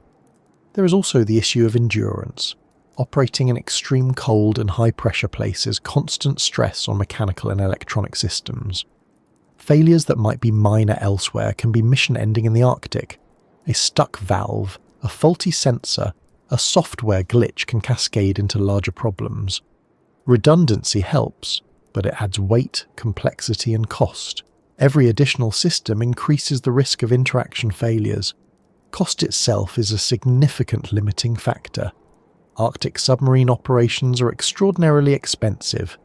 Ice-capable vessels, specialized crews, custom-built vehicles, and long logistical chains drive costs upward. Funding constraints limit how often missions can be conducted and how ambitious they can be. This means that opportunities to explore beneath the North Pole are rare, and each one must be carefully justified. Risk tolerance is low, and experimentation is constrained. Sensors also face a fundamental trade-off between robustness and sensitivity. Instruments designed to survive harsh conditions may sacrifice precision or responsiveness. Delicate sensors capable of detecting subtle signals may not withstand pressure, cold, or mechanical stress. Choosing what to measure and how to measure it involves compromises that shape the data collected. Some phenomena remain unmeasured not because they are unimportant, but because no instrument can reliably capture them under these conditions. Even when data is successfully collected, interpretation is challenging. Measurements taken in isolation can be misleading. A current measured at one location may not represent broader flow patterns. A temperature anomaly may be transient or localized. Without dense networks of sensors, it is difficult to distinguish between noise and signal. The Arctic's variability amplifies this problem, making it hard to generalize from limited observations. Human involvement, while indirect, also introduces constraints. Designing missions requires assumptions about conditions that may not hold. Decisions must balance scientific ambition against safety and feasibility. When unexpected situations arise, response options are limited by distance and environment. The margin for improvisation is small. Taken together, these limitations explain why submarines and sensors, powerful as they are, have not unlocked the world beneath the North Pole. They have provided glimpses, fragments of understanding, but not comprehensive access. Each mission adds a few pieces to the puzzle, but large sections remain blank. This is not a failure of engineering or imagination. It is a reflection of the environment's complexity and hostility. The Arctic does not yield easily to tools designed for more forgiving settings. It demands patience, caution, and acceptance of partial knowledge. And even if these machines could operate perfectly, Even if endurance were unlimited and navigation flawless, another subtle obstacle would remain. Because beneath the ice, beyond the reach of vehicles and sensors, there is something that complicates exploration in a different way. The very framework we use to orient ourselves on the planet begins to falter as familiar reference systems lose their reliability. To understand that challenge, it becomes necessary to look not at machines or ice, but at the invisible forces that guide direction itself. Long before satellites, long before sonar, long before anyone imagined descending beneath polar ice in steel machines, humans navigated the world using an invisible guide. A needle that pointed north, a quiet agreement between magnetism and direction that made the planet feel legible. For centuries, this system worked well enough that it became background knowledge, something rarely questioned. But at the North Pole, that agreement breaks down, and when it does, orientation itself becomes unstable. This magnetic confusion is not a minor inconvenience. It is a fundamental obstacle that reaches into every attempt to explore the world beneath the ice. To understand why, it helps to separate two ideas that are often treated as the same thing. Geographic north is defined by Earth's axis of rotation. It is a mathematical point where all lines of longitude meet. Magnetic north, on the other hand, is defined by the planet's magnetic field. It is not fixed. It drifts, sometimes rapidly, responding to changes in Earth's molten core. For most of the planet, the difference between these two norths is manageable. Compasses point roughly in the right direction, and small corrections account for the rest. Near the geographic North Pole, that relationship collapses. Magnetic field lines curve downward into the Earth, rather than running parallel to the surface. As a result, compass needles no longer behave like direction indicators. They dip, wobble, and spin unpredictably. In some cases, they provide no useful information at all. North becomes ambiguous, not because it no longer exists, but because the tool designed to indicate it loses meaning. This loss of magnetic reliability has immediate consequences. Any navigation system that relies on magnetic reference directly or indirectly becomes suspect. Even modern systems that use magnetometers as part of a larger sensor suite must contend with distorted readings. Near the pole, magnetic noise increases. Local variations in the field can overwhelm subtle signals. Calibration becomes difficult. Assumptions built into navigation algorithms no longer hold. On the surface, this creates challenges for orientation and movement. Without reliable magnetic direction, travelers must depend on satellite navigation, inertial systems, or visual cues. But as already seen, satellites are limited, and visual cues are scarce or non-existent. The ice moves. The sun behaves strangely. The sky offers few stable references. Direction becomes something you compute rather than something you sense. Below the ice, the problem intensifies. Submerged vehicles cannot use GPS. They rely on inertial navigation systems, which estimate position by tracking motion over time. These systems work well in the short term, but drift gradually as tiny errors accumulate. In most parts of the world, that drift can be corrected using external references. Near the North Pole, those references are scarce or unreliable. Magnetic correction is unreliable. Acoustic beacons are limited. The result is navigation uncertainty that grows with every hour underwater. Magnetic confusion also affects mapping. When trying to build a picture of the seafloor or the structure beneath the ice, orientation matters. Measurements must be tied to a consistent frame of reference. If direction is uncertain, maps become distorted. Features may appear rotated, shifted, or misaligned when data from different missions is combined. This complicates efforts to create coherent models of the subsurface environment. The problem extends to drilling and sensor deployment as well. Precise orientation is required to lower instruments accurately, align equipment, and ensure that measurements correspond to known locations. When magnetic references are unreliable, positioning relies entirely on other systems that are themselves subject to drift and error. Small uncertainties at the surface translate into larger uncertainties at depth.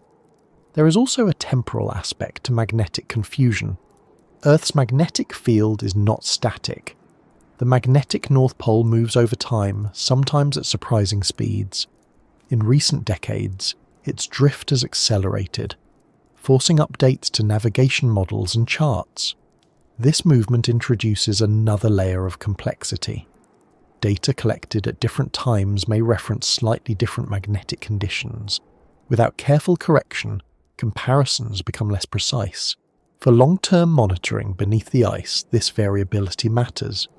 Instruments deployed for years must account for changes in magnetic field behavior over time. Calibration performed at deployment may no longer be valid months later. Sensors must either adapt dynamically or accept increasing uncertainty. Designing systems that can do this reliably in extreme conditions is a significant challenge. Magnetic confusion also affects communication. Some communication systems rely on electromagnetic properties of the environment. Near the pole, variations in the magnetic field interact with charged particles in the upper atmosphere, influencing radio propagation. While this primarily affects surface and aerial communication, it adds to the overall unpredictability of operating in the region. Reliable links become hard to maintain, increasing isolation. There is a psychological dimension to this loss of direction as well. Humans have an intuitive sense of orientation grounded in consistent cues. When those cues fail, decision-making becomes more cognitively demanding. Operators must constantly verify their assumptions. Every course change requires confirmation. This mental load increases fatigue and the risk of error, especially during long missions in harsh conditions. Historically, this magnetic ambiguity has played a role in polar exploration mishaps. Early expeditions reported compasses behaving strangely, leading to navigational errors and confusion. Even with modern technology, similar issues persist, albeit in more subtle forms. The environment undermines confidence in direction, forcing reliance on complex systems that require constant attention. From a broader perspective, magnetic confusion highlights a deeper issue. Much of human exploration depends on stable reference frames. We assume that north is north, that directions are consistent, that orientation is something we can trust. At the North Pole, those assumptions break down. Direction becomes context-dependent. Reference frames shift. The environment resists being neatly aligned with our mental maps. This resistance has consequences for how exploration is planned and executed. Routes must be flexible. Redundancy becomes essential. Data must be carefully corrected and cross-referenced. Even then, uncertainty remains. This uncertainty is not a flaw in the data so much as a reflection of the environment's complexity. When combined with moving ice, layered water, limited visibility, and extreme conditions, magnetic confusion becomes part of a larger pattern. Each system we rely on for orientation and control is weakened in some way. None fail completely, but none work perfectly. The result is a cumulative erosion of certainty. Understanding this helps explain why the world beneath the North Pole remains so fragmented in our knowledge. It is not enough to have strong machines or advanced sensors. Exploration also requires a stable framework in which to interpret information. At the pole, that framework is distorted, and yet magnetic confusion is still only one piece of the puzzle. Even if direction could be perfectly resolved, even if navigation were flawless, another challenge would remain. The way we represent the world on maps, the way we define space itself, begins to unravel at the top of the globe. Lines converge, distances warp, familiar projections fail. To grasp why this matters so much for exploration beneath the ice, it becomes necessary to look at how maps behave when they reach a place where all directions collapse into one. Maps are one of humanity's quiet miracles. With lines, symbols, and scales, they reduce the vastness of the world into something that can be held, studied, and trusted. They allow us to plan routes, estimate distances, and imagine places we have never seen. Most of the time they work so well that we forget how many assumptions they rely on. Fixed directions, stable surfaces, consistent relationships between distance and space. At the North Pole, many of those assumptions quietly fail. And when they do, maps stop behaving like guides and start behaving like approximations at best, distortions at worst. The first problem appears at the most basic level: longitude. On a globe, lines of longitude converge as they approach the poles, eventually meeting at a single point. This convergence is not a flaw in cartography. It is a simple consequence of spherical geometry.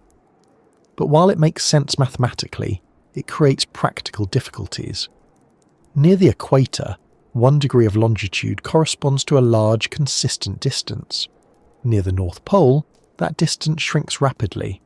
At the pole itself, it effectively becomes zero.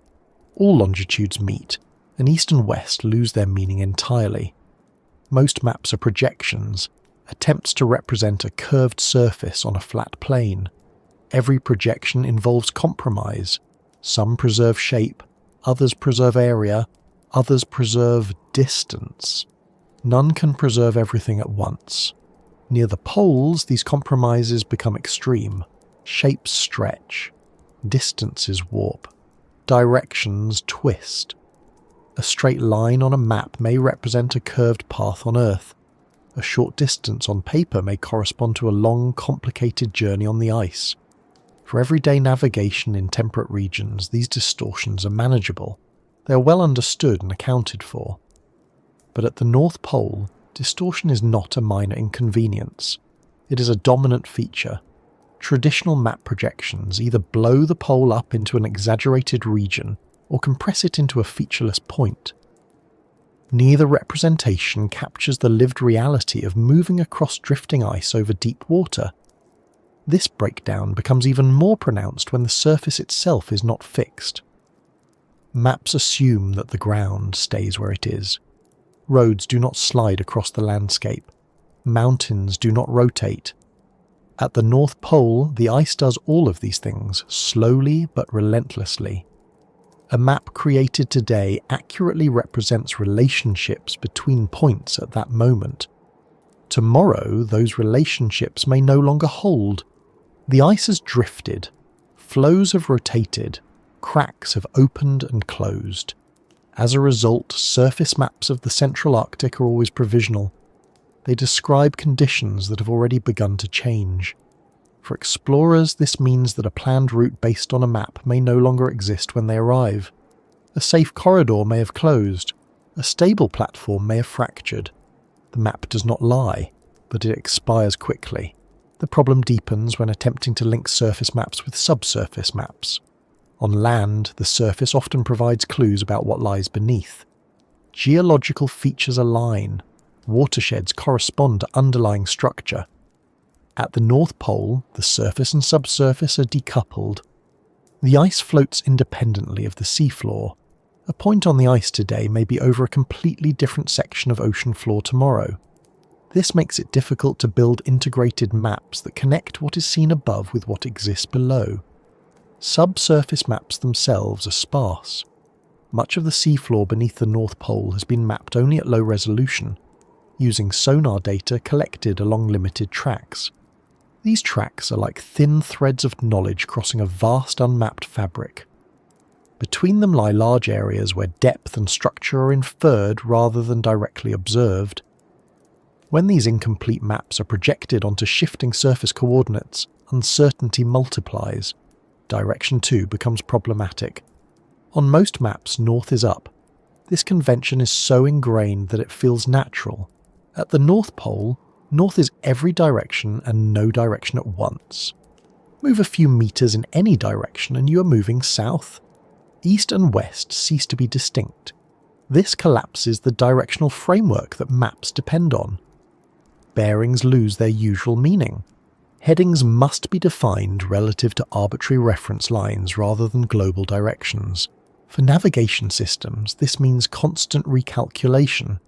A heading that makes sense at one moment may become ambiguous as position changes. Routes must be described in terms of relative movement rather than absolute direction. This adds cognitive and computational complexity, increasing the chance of error. Distance is another casualty. On a flat map, distance is measured along straight lines. On a curved surface, especially near the pole, straight lines on the map may correspond to curved paths on Earth. When the surface is drifting, even those paths are not stable. A distance measured between 2 points assumes those points remain where they are. On moving ice, distance becomes a function of time as well as space. These issues affect more than navigation. They shape how data is recorded, shared, and compared. Scientific measurements must be tied to coordinates. If those coordinates refer to moving surfaces or distorted projections, data integration becomes challenging. Measurements taken at what appears to be the same location may in fact be separated by kilometres when adjusted for ice drift. Without careful correction, data sets can be misleading. There is also the issue of scale. Large-scale maps smooth over local variability. Small-scale maps capture detail but lack context. In the Central Arctic, both approaches struggle. Large-scale maps miss critical features like pressure ridges and leads. Small-scale maps become obsolete quickly as conditions change. Choosing the right scale becomes a constant compromise. Historically, this has influenced how the region was perceived. Early maps of the Arctic often showed vast blank areas, not because nothing was there, but because the tools and frameworks of mapping could not cope with the environment. Those blanks persisted in the imagination long after technology improved, reinforcing the idea of an empty, unknowable space. Even today, digital maps can give a false sense of certainty. Smooth contours and crisp lines suggest precision that may not exist. Behind the visuals lie assumptions, interpolations, and gaps. In more stable regions, these are minor concerns. At the North Pole, they are central to understanding what the map can and cannot tell you. The breakdown of maps is not a failure of cartography as a discipline, it is a reminder of its limits. Maps are models, not mirrors. They work best when the world conforms reasonably well to their assumptions. The North Pole does not.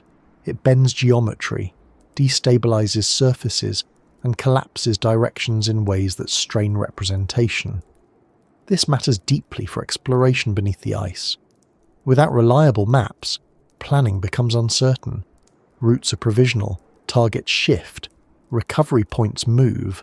Every descent into the ocean begins from a surface whose relationship to the underlying terrain is temporary. Every ascent aims for a location that may no longer be where it was expected to be. Understanding why maps break down here helps explain why so much of the region remains poorly known. Knowledge accumulates slowly, cautiously, in fragments that must be carefully aligned and reinterpreted as conditions change. Progress is real, but it is uneven and fragile. And yet, despite all this abstraction and uncertainty, the seafloor beneath the North Pole is not imagined. It is real, shaped by forces operating over millions of years. Ridges rise, basins sink, sediments settle. There is a geography down there, hidden and only partially revealed. To appreciate why it remains so elusive, it helps to consider what we think that hidden geography looks like, and how much of it is still based on educated guesswork rather than direct observation. Beneath the drifting ice and the layered water, far below the reach of sunlight and beyond the reliable guidance of maps, lies a landscape that exists mostly as an idea. Not an imagined one, but an inferred one. A geography pieced together from fragments of data, brief encounters, and indirect measurements.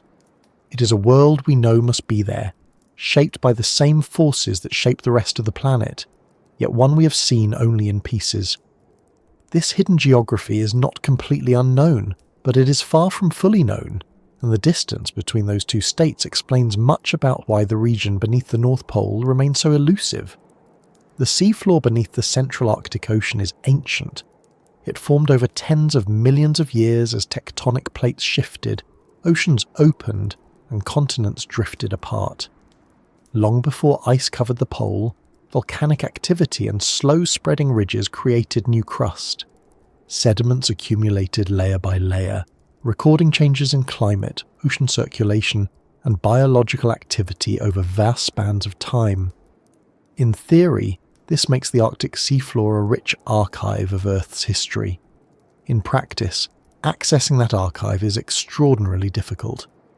What we know about this hidden landscape comes primarily from sonar surveys conducted by submarines and icebreakers. These surveys send sound waves downward and measure how long it takes for echoes to return from the seafloor. Over time, repeated measurements along specific paths have revealed the outlines of major features. We know there are large underwater ridges, deep basins and broad plains.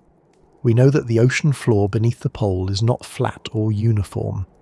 But beyond these broad strokes, detail is scarce.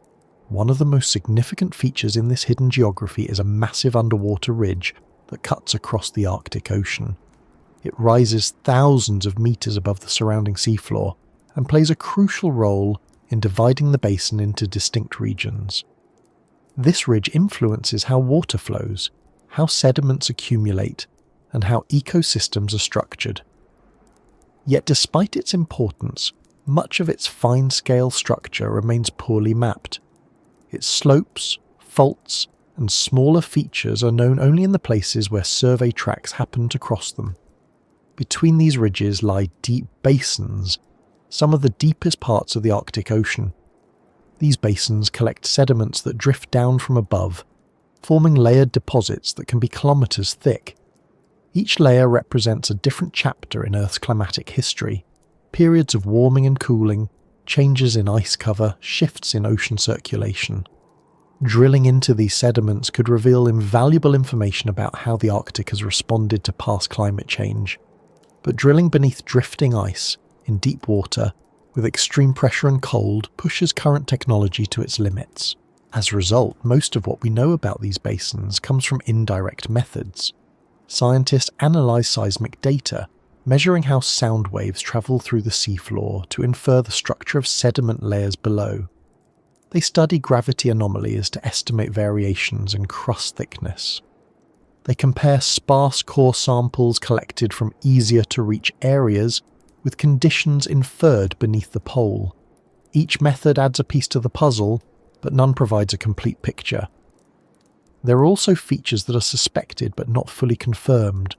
Submerged plateaus, ancient volcanic remnants, and fault zones likely exist beneath the ice, but their exact locations and shapes are uncertain.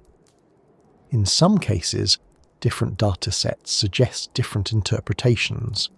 A gravity signal might hint at a buried structure that sonar data does not clearly resolve. Seismic reflections may suggest layers that are difficult to reconcile with known tectonic models. These ambiguities persist because there are too few direct observations to resolve them definitively. The moving ice above complicates matters further. Because survey platforms drift, sonar tracks rarely follow neat, planned paths. They curve, overlap unevenly, or leave gaps between them. This results in maps that resemble stitched fabric more than continuous surfaces. Some areas are relatively well characterized, while neighboring regions remain blank or highly uncertain. The boundaries between known and unknown are abrupt, not gradual. This patchwork knowledge affects how scientists think about the region. Hypotheses must be framed broadly enough to accommodate uncertainty.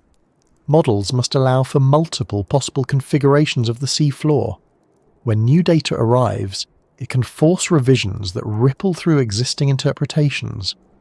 Progress is real, but it often involves revisiting and reworking ideas rather than steadily refining a single picture. The hidden geography also influences the ocean above it in ways that are difficult to observe directly. Seafloor features guide deep currents, shape mixing between layers, and affect how heat is transported. A ridge can block or redirect the flow of warm water, influencing how much heat reaches the underside of the ice. A basin can trap cold, dense water, affecting stratification. Without detailed maps, these influences are hard to quantify, leaving gaps in our understanding of Arctic oceanography. Biological processes are similarly affected. The shape of the seafloor determines where nutrients accumulate, where currents concentrate food, and where certain organisms can thrive. Hydrothermal activity, if present, could support unique ecosystems, but detecting such activity beneath the ice is extremely challenging. Even basic questions about habitat distribution remain unanswered in large parts of the Central Arctic. There is also a legal and political dimension to this hidden geography. Under international law, claims to extended continental shelves depend on the structure of the seafloor.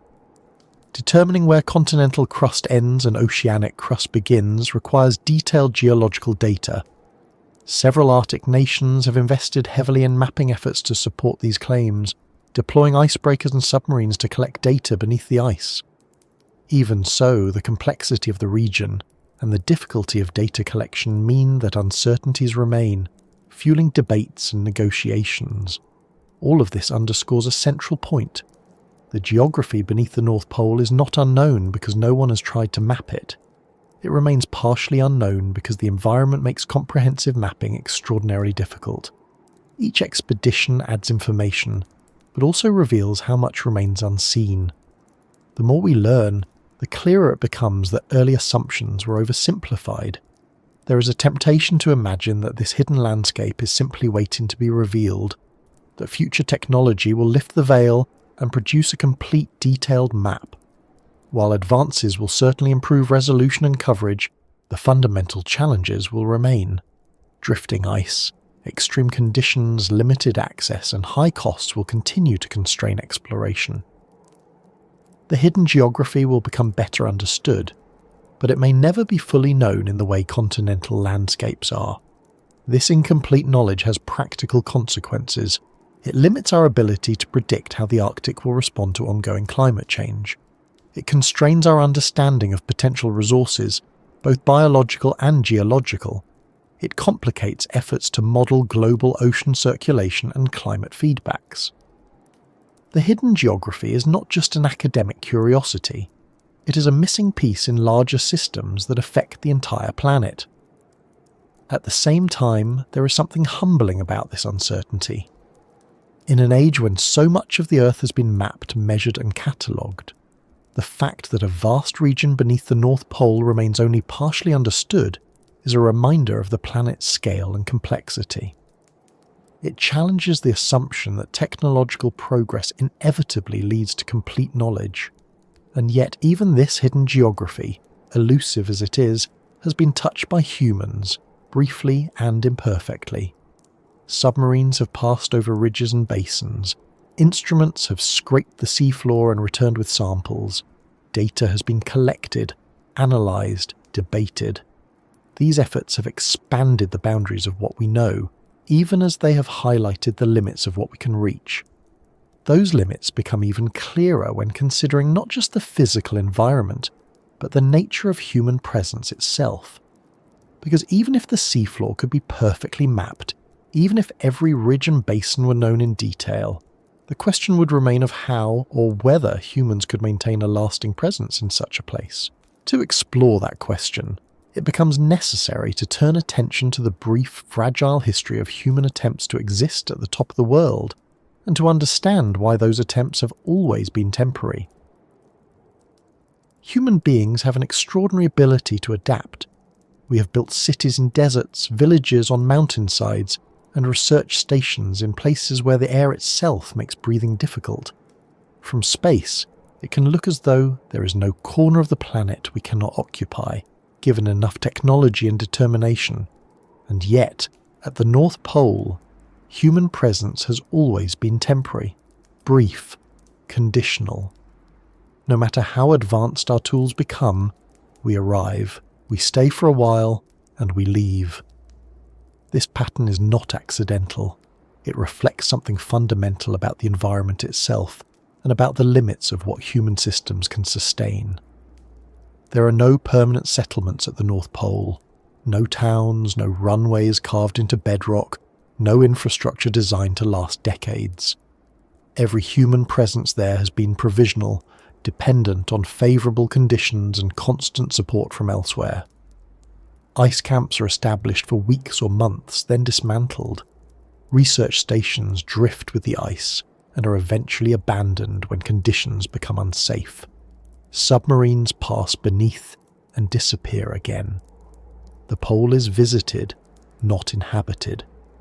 The most obvious reason for this impermanence is the lack of land. Human settlements, no matter how advanced, rely on stable ground. Buildings need foundations. Roads need surfaces that do not wander away. Power systems require anchoring. At the North Pole, there is no ground to build on, only floating ice that shifts, fractures, and melts. Any structure placed there must be either lightweight and temporary or constantly adjusted to changing conditions. Permanence is not an option. Even the most robust ice stations ever built were designed with an expiration date in mind. They drifted with the ice, moved unpredictably, and were abandoned when cracks formed too close for safety. Supplies had to be flown in or delivered by icebreakers, both of which depend on weather and seasonal conditions. Waste had to be removed. Every aspect of daily life required logistical support from far away. The station itself produced nothing it could rely on long term. This logistical dependency is a critical factor. Sustaining human life requires energy, food, water, shelter, and medical support. At the North Pole, none of these can be sourced locally in a reliable way. There is no soil for agriculture, no sunlight for much of the year, no accessible fuel. Even fresh water must be carefully managed, often produced by melting ice or transported in. Any disruption to supply chains can quickly become dangerous.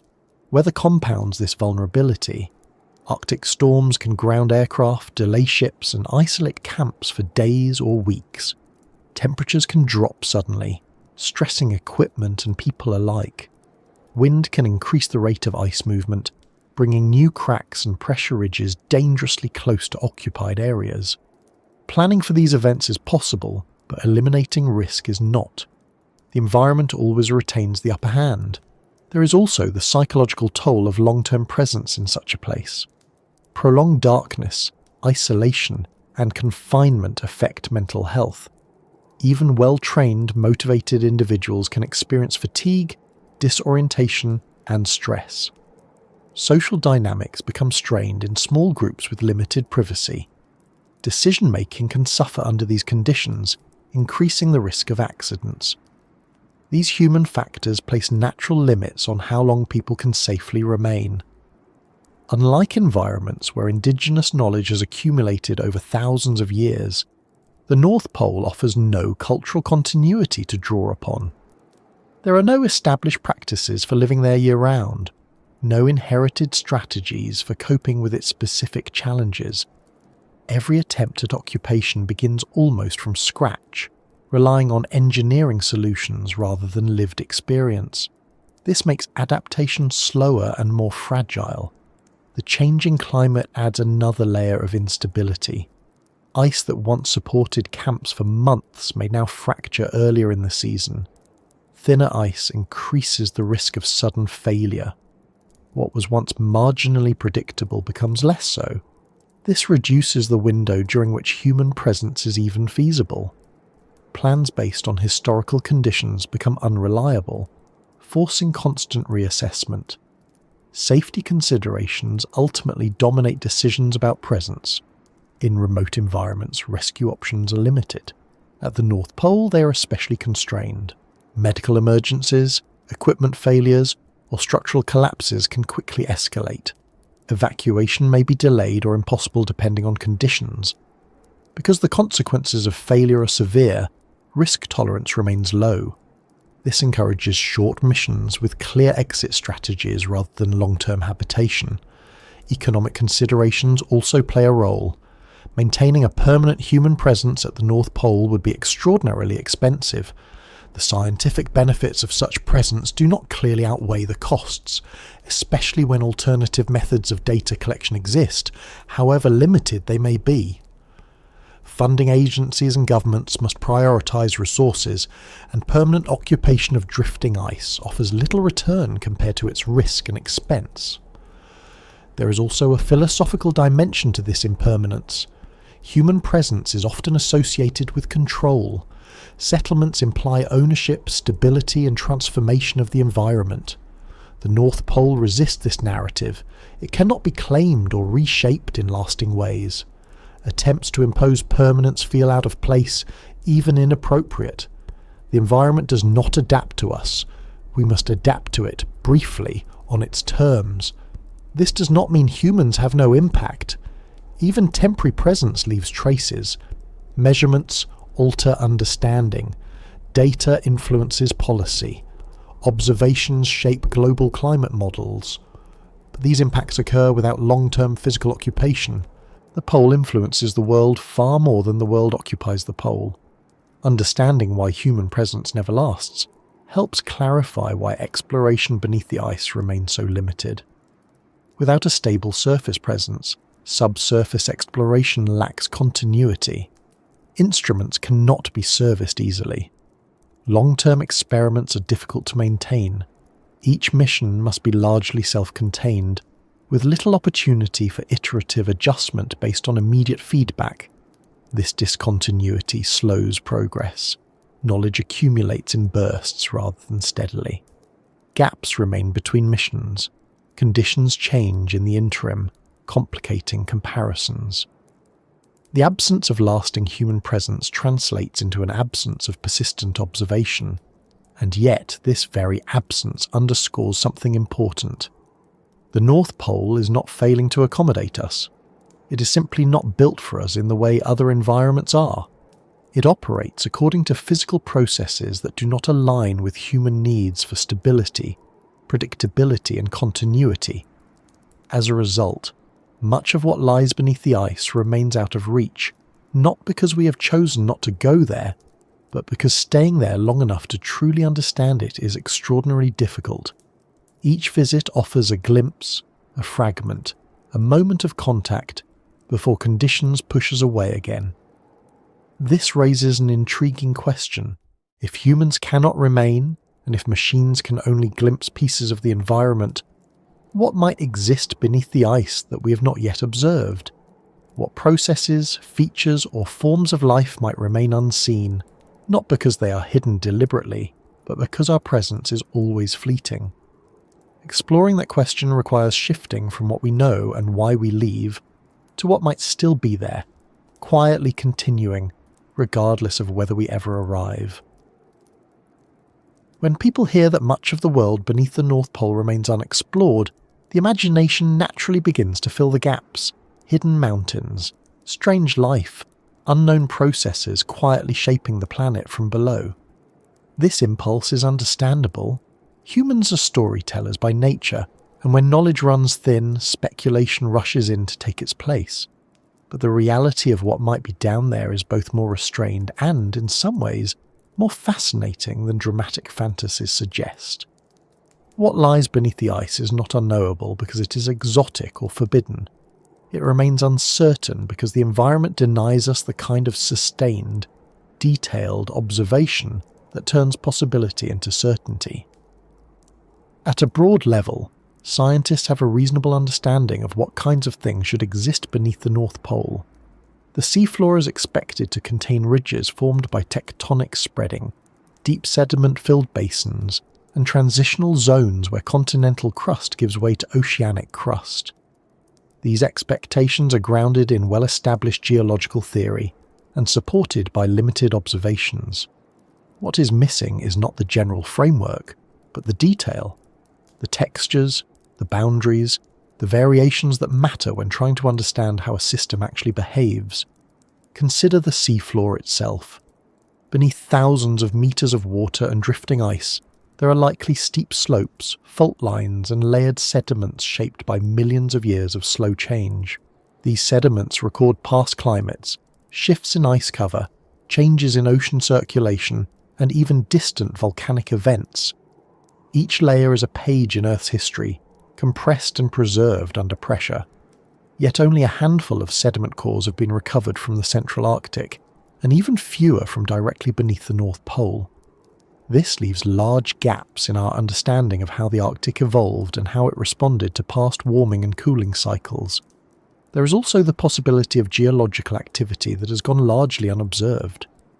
Mid-ocean ridges elsewhere in the world are often associated with hydrothermal vents, where heated water rich in minerals rises from beneath the crust. These vents support unique ecosystems, independent of sunlight, powered by chemical energy. Whether similar systems exist beneath the Arctic ice is still an open question. Some indirect evidence suggests they might, but confirming their presence requires targeted exploration at depth, something that has rarely been possible. If such vents do exist, they could host microbial communities adapted to extreme cold and darkness, drawing energy from chemical reactions rather than photosynthesis. These organisms would not be exotic in the sense of violating known biology, but they could expand our understanding of how life persists under harsh conditions. Studying them could offer insights into early life on Earth, and even inform the search for life in icy worlds beyond our planet. Yet reaching these environments beneath the North Pole is exceptionally difficult, leaving these possibilities largely untested. Beyond vents, the deep Arctic seafloor likely hosts a range of organisms adapted to cold, pressure, and limited food supply. Deep-sea life is often sparse but highly specialized. Many species grow slowly, live long lives, and rely on organic matter drifting down from above. In the central Arctic, this rain of organic material is limited by ice cover and low productivity at the surface. This suggests that life at depth may be even more energy constrained than the other oceans, leading to unique adaptations that have barely been studied. Closer to the ice, in the upper layers of the ocean, there may be seasonal blooms of microscopic life that respond to subtle changes in light and nutrient availability. These blooms can influence carbon cycling, oxygen levels, and food webs in ways that are difficult to detect remotely. Because they may occur under ice and in darkness, they can easily be missed by traditional observation methods.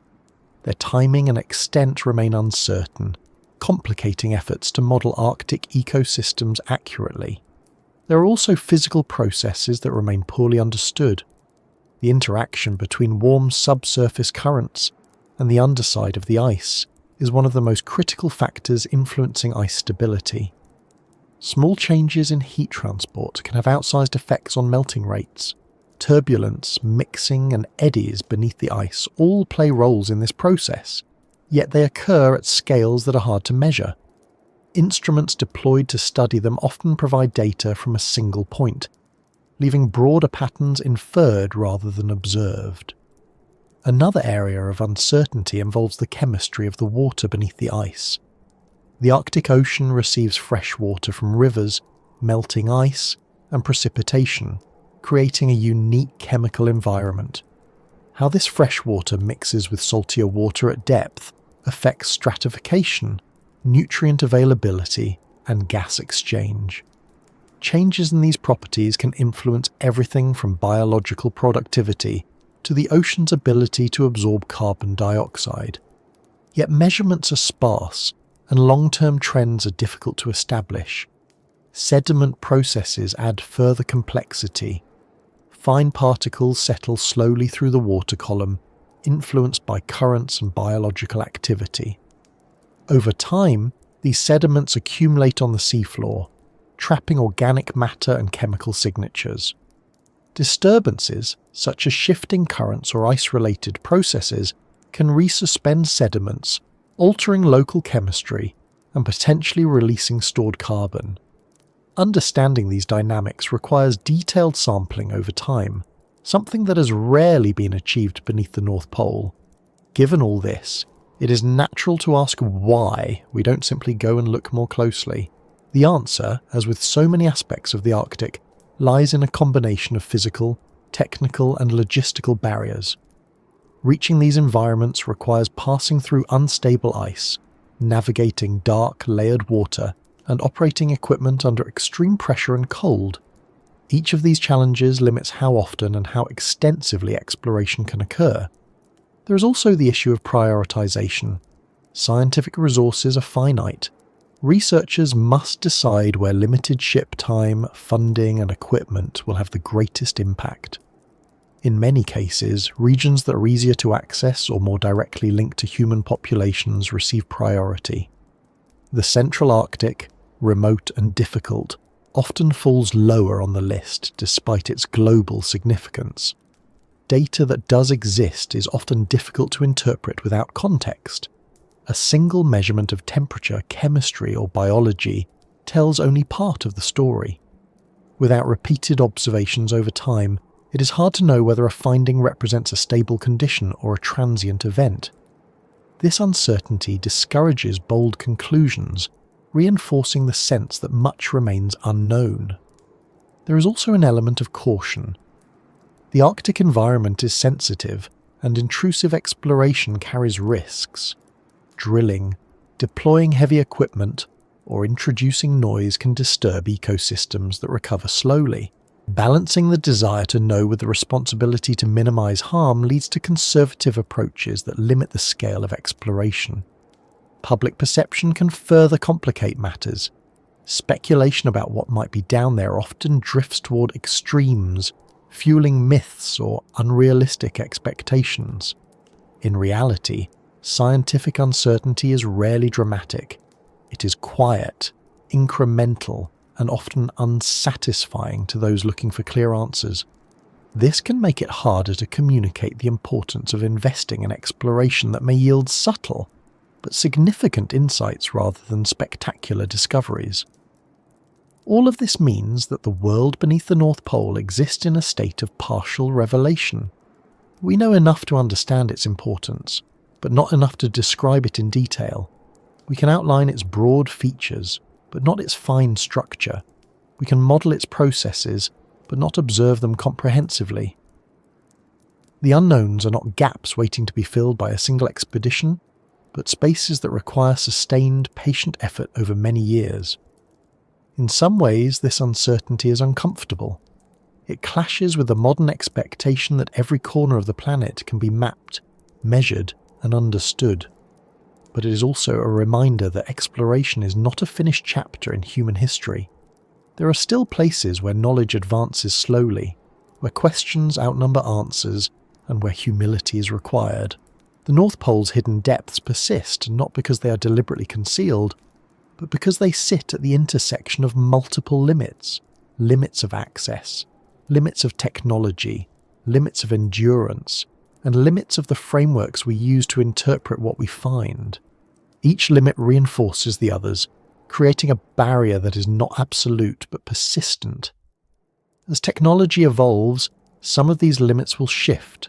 New sensors, longer-lasting power systems, and better models will improve our view. But even then, the pace of discovery is likely to remain measured. The environment will continue to demand respect. It will continue to reveal itself in fragments rather than wholes. And perhaps that is the most important thing to understand. The question is not simply what might be down there. It is why our relationship with this place is defined by partial knowledge and temporary contact. Because in the end, the world beneath the North Pole is not just difficult to reach. It occupies a position in our understanding that resists closure. It remains, in a very real sense, beyond reach, not as a failure of curiosity, but as a reflection of the planet's capacity to remain larger, deeper, and more complex than our efforts to contain it. That realization leads naturally to a final reflection. After considering ice that moves, oceans that layer, tools that fall short, and knowledge that remains incomplete, it becomes clear that some places are not meant to be fully mastered or fully known. They exist as reminders of limits, and it is within those limits that the North Pole continues to hold its quiet, unreachable depth. After tracing the layers of difficulty, the drifting ice, the moving ocean, the limits of machines, the confusion of direction, the gaps in maps, and the uncertainty of what lies below, it becomes tempting to frame the North Pole as a problem waiting to be solved, a challenge to overcome, a place that will eventually yield once technology improves enough. But that framing misses something essential. Some places remain beyond reach, not because we have failed to access them, but because they exist at the boundary of what access itself can mean. The North Pole is not unreachable in the way a locked room is unreachable. There is no single barrier, no final wall that needs to be broken through. Instead, there is a convergence of conditions that collectively resist permanence, precision, and certainty. Each challenge on its own might be manageable. Together they form an environment that continually pushes back against long-term presence and complete understanding. One reason some places remain beyond reach is that they do not conform to the assumptions built into human systems. Our technologies, our maps, our infrastructure, and even our scientific methods evolved in environments that are relatively stable. Ground stays put, directions remain consistent, surfaces endure long enough to build upon, time behaves predictably. The North Pole violates these assumptions quietly but thoroughly.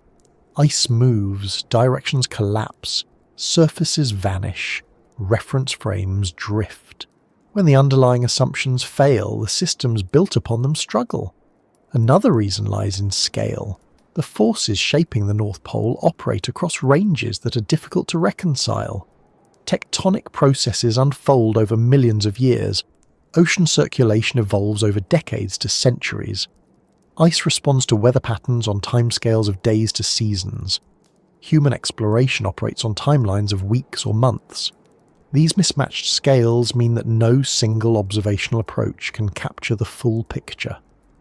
What we measure is always a snapshot taken within a much larger, slower, and faster set of processes layered together. There is also the issue of feedback. In many environments, human presence changes conditions in ways that make further presence easier. Roads lead to cities. Infrastructure attracts more infrastructure. Knowledge builds upon itself. At the North Pole, the opposite often occurs. Human activity increases risk. Disturbance destabilizes ice. Presence creates vulnerability rather than resilience. Instead of reinforcing access, each intervention must be carefully limited to avoid making conditions worse. Cost is another quiet boundary. Not just financial cost, but energetic and logistical cost. Every hour spent at the North Pole requires disproportionate effort compared to most other places on Earth. Transport, safety, power, and recovery all demand constant attention. The return on investment in terms of data or sustained access remains limited. This does not mean the effort is wasted, but it does mean that expansion is constrained. Exploration remains episodic by necessity. There is also a cognitive boundary. Humans are drawn to places they can imagine themselves inhabiting. We project futures onto landscapes. We picture what could be built, how life might unfold there. The North Pole resists this imagination. It offers no stable horizon for projection, no obvious path from presence to permanence. Without that imagined future, motivation shifts from occupation to observation, from control to curiosity. Importantly, beyond reach does not mean beyond influence. What happens beneath the North Pole affects the entire planet. Ocean currents transport heat. Ice reflects sunlight. Atmospheric patterns respond to changes in the Arctic. The region plays a central role in global systems, even as it remains marginal in terms of human presence. This imbalance is striking. A place so difficult to access exerts outsized influence on places far away. This challenges another assumption, that importance correlates with accessibility. In many human systems, what matters most is what we can reach easily. The North Pole reverses that logic. It matters precisely because it is difficult to reach. Its isolation preserves processes that would otherwise be altered. Its resistance to occupation maintains its role as a stabilizing component in global systems, at least for now.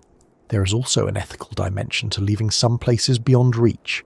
As technology advances, the temptation grows to extend control everywhere, to map every surface, extract every resource, and normalize every environment.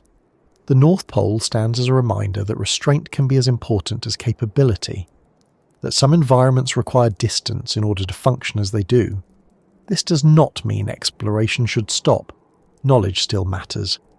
Understanding the Arctic is essential for responding to climate change, protecting ecosystems, and anticipating global impacts. But it does suggest that exploration here will always look different. It will be careful rather than expansive, temporary rather than permanent, incremental rather than comprehensive. There is a subtle shift that occurs when this is accepted. The question changes from when will we finally reach everything beneath the North Pole to how do we learn responsibly from a place that does not invite mastery. That shift allows uncertainty to coexist with understanding. It makes room for partial knowledge without treating it as failure. In this sense, the North Pole belongs to a small but important category of places on Earth. Places that test not just our technology, but our expectations. Places that reveal the limits of our frameworks. Places that remind us that the planet is not obligated to be fully accessible or fully legible to us. Beyond reach does not mean unknowable, it means known differently, through fragments, through inference, through patience, through respect for systems that operate without regard for our timelines or ambitions. As the ice continues to change and the climate continues to warm, the North Pole will not become simpler. Some barriers may weaken, but others will intensify. Thinner ice may allow more access, but increased instability will introduce new risks. Knowledge will grow, but so will complexity. The balance between reach and restraint will remain delicate, and perhaps that is the quiet lesson carried by the world beneath the North Pole's ice. That even in an age of satellites and submarines, of global networks and advanced sensors, there are still places that define themselves not by what we can take from them, but by what they withhold. Not out of secrecy, but out of structure. Not out of hostility, but out of indifference. Some places remain beyond reach, because they were never meant to be held. They are meant to be encountered briefly, studied carefully, and then left to continue on their own terms. The North Pole is one of those places, and in remaining just out of grasp, it continues to shape the world far beyond its silent drifting ice.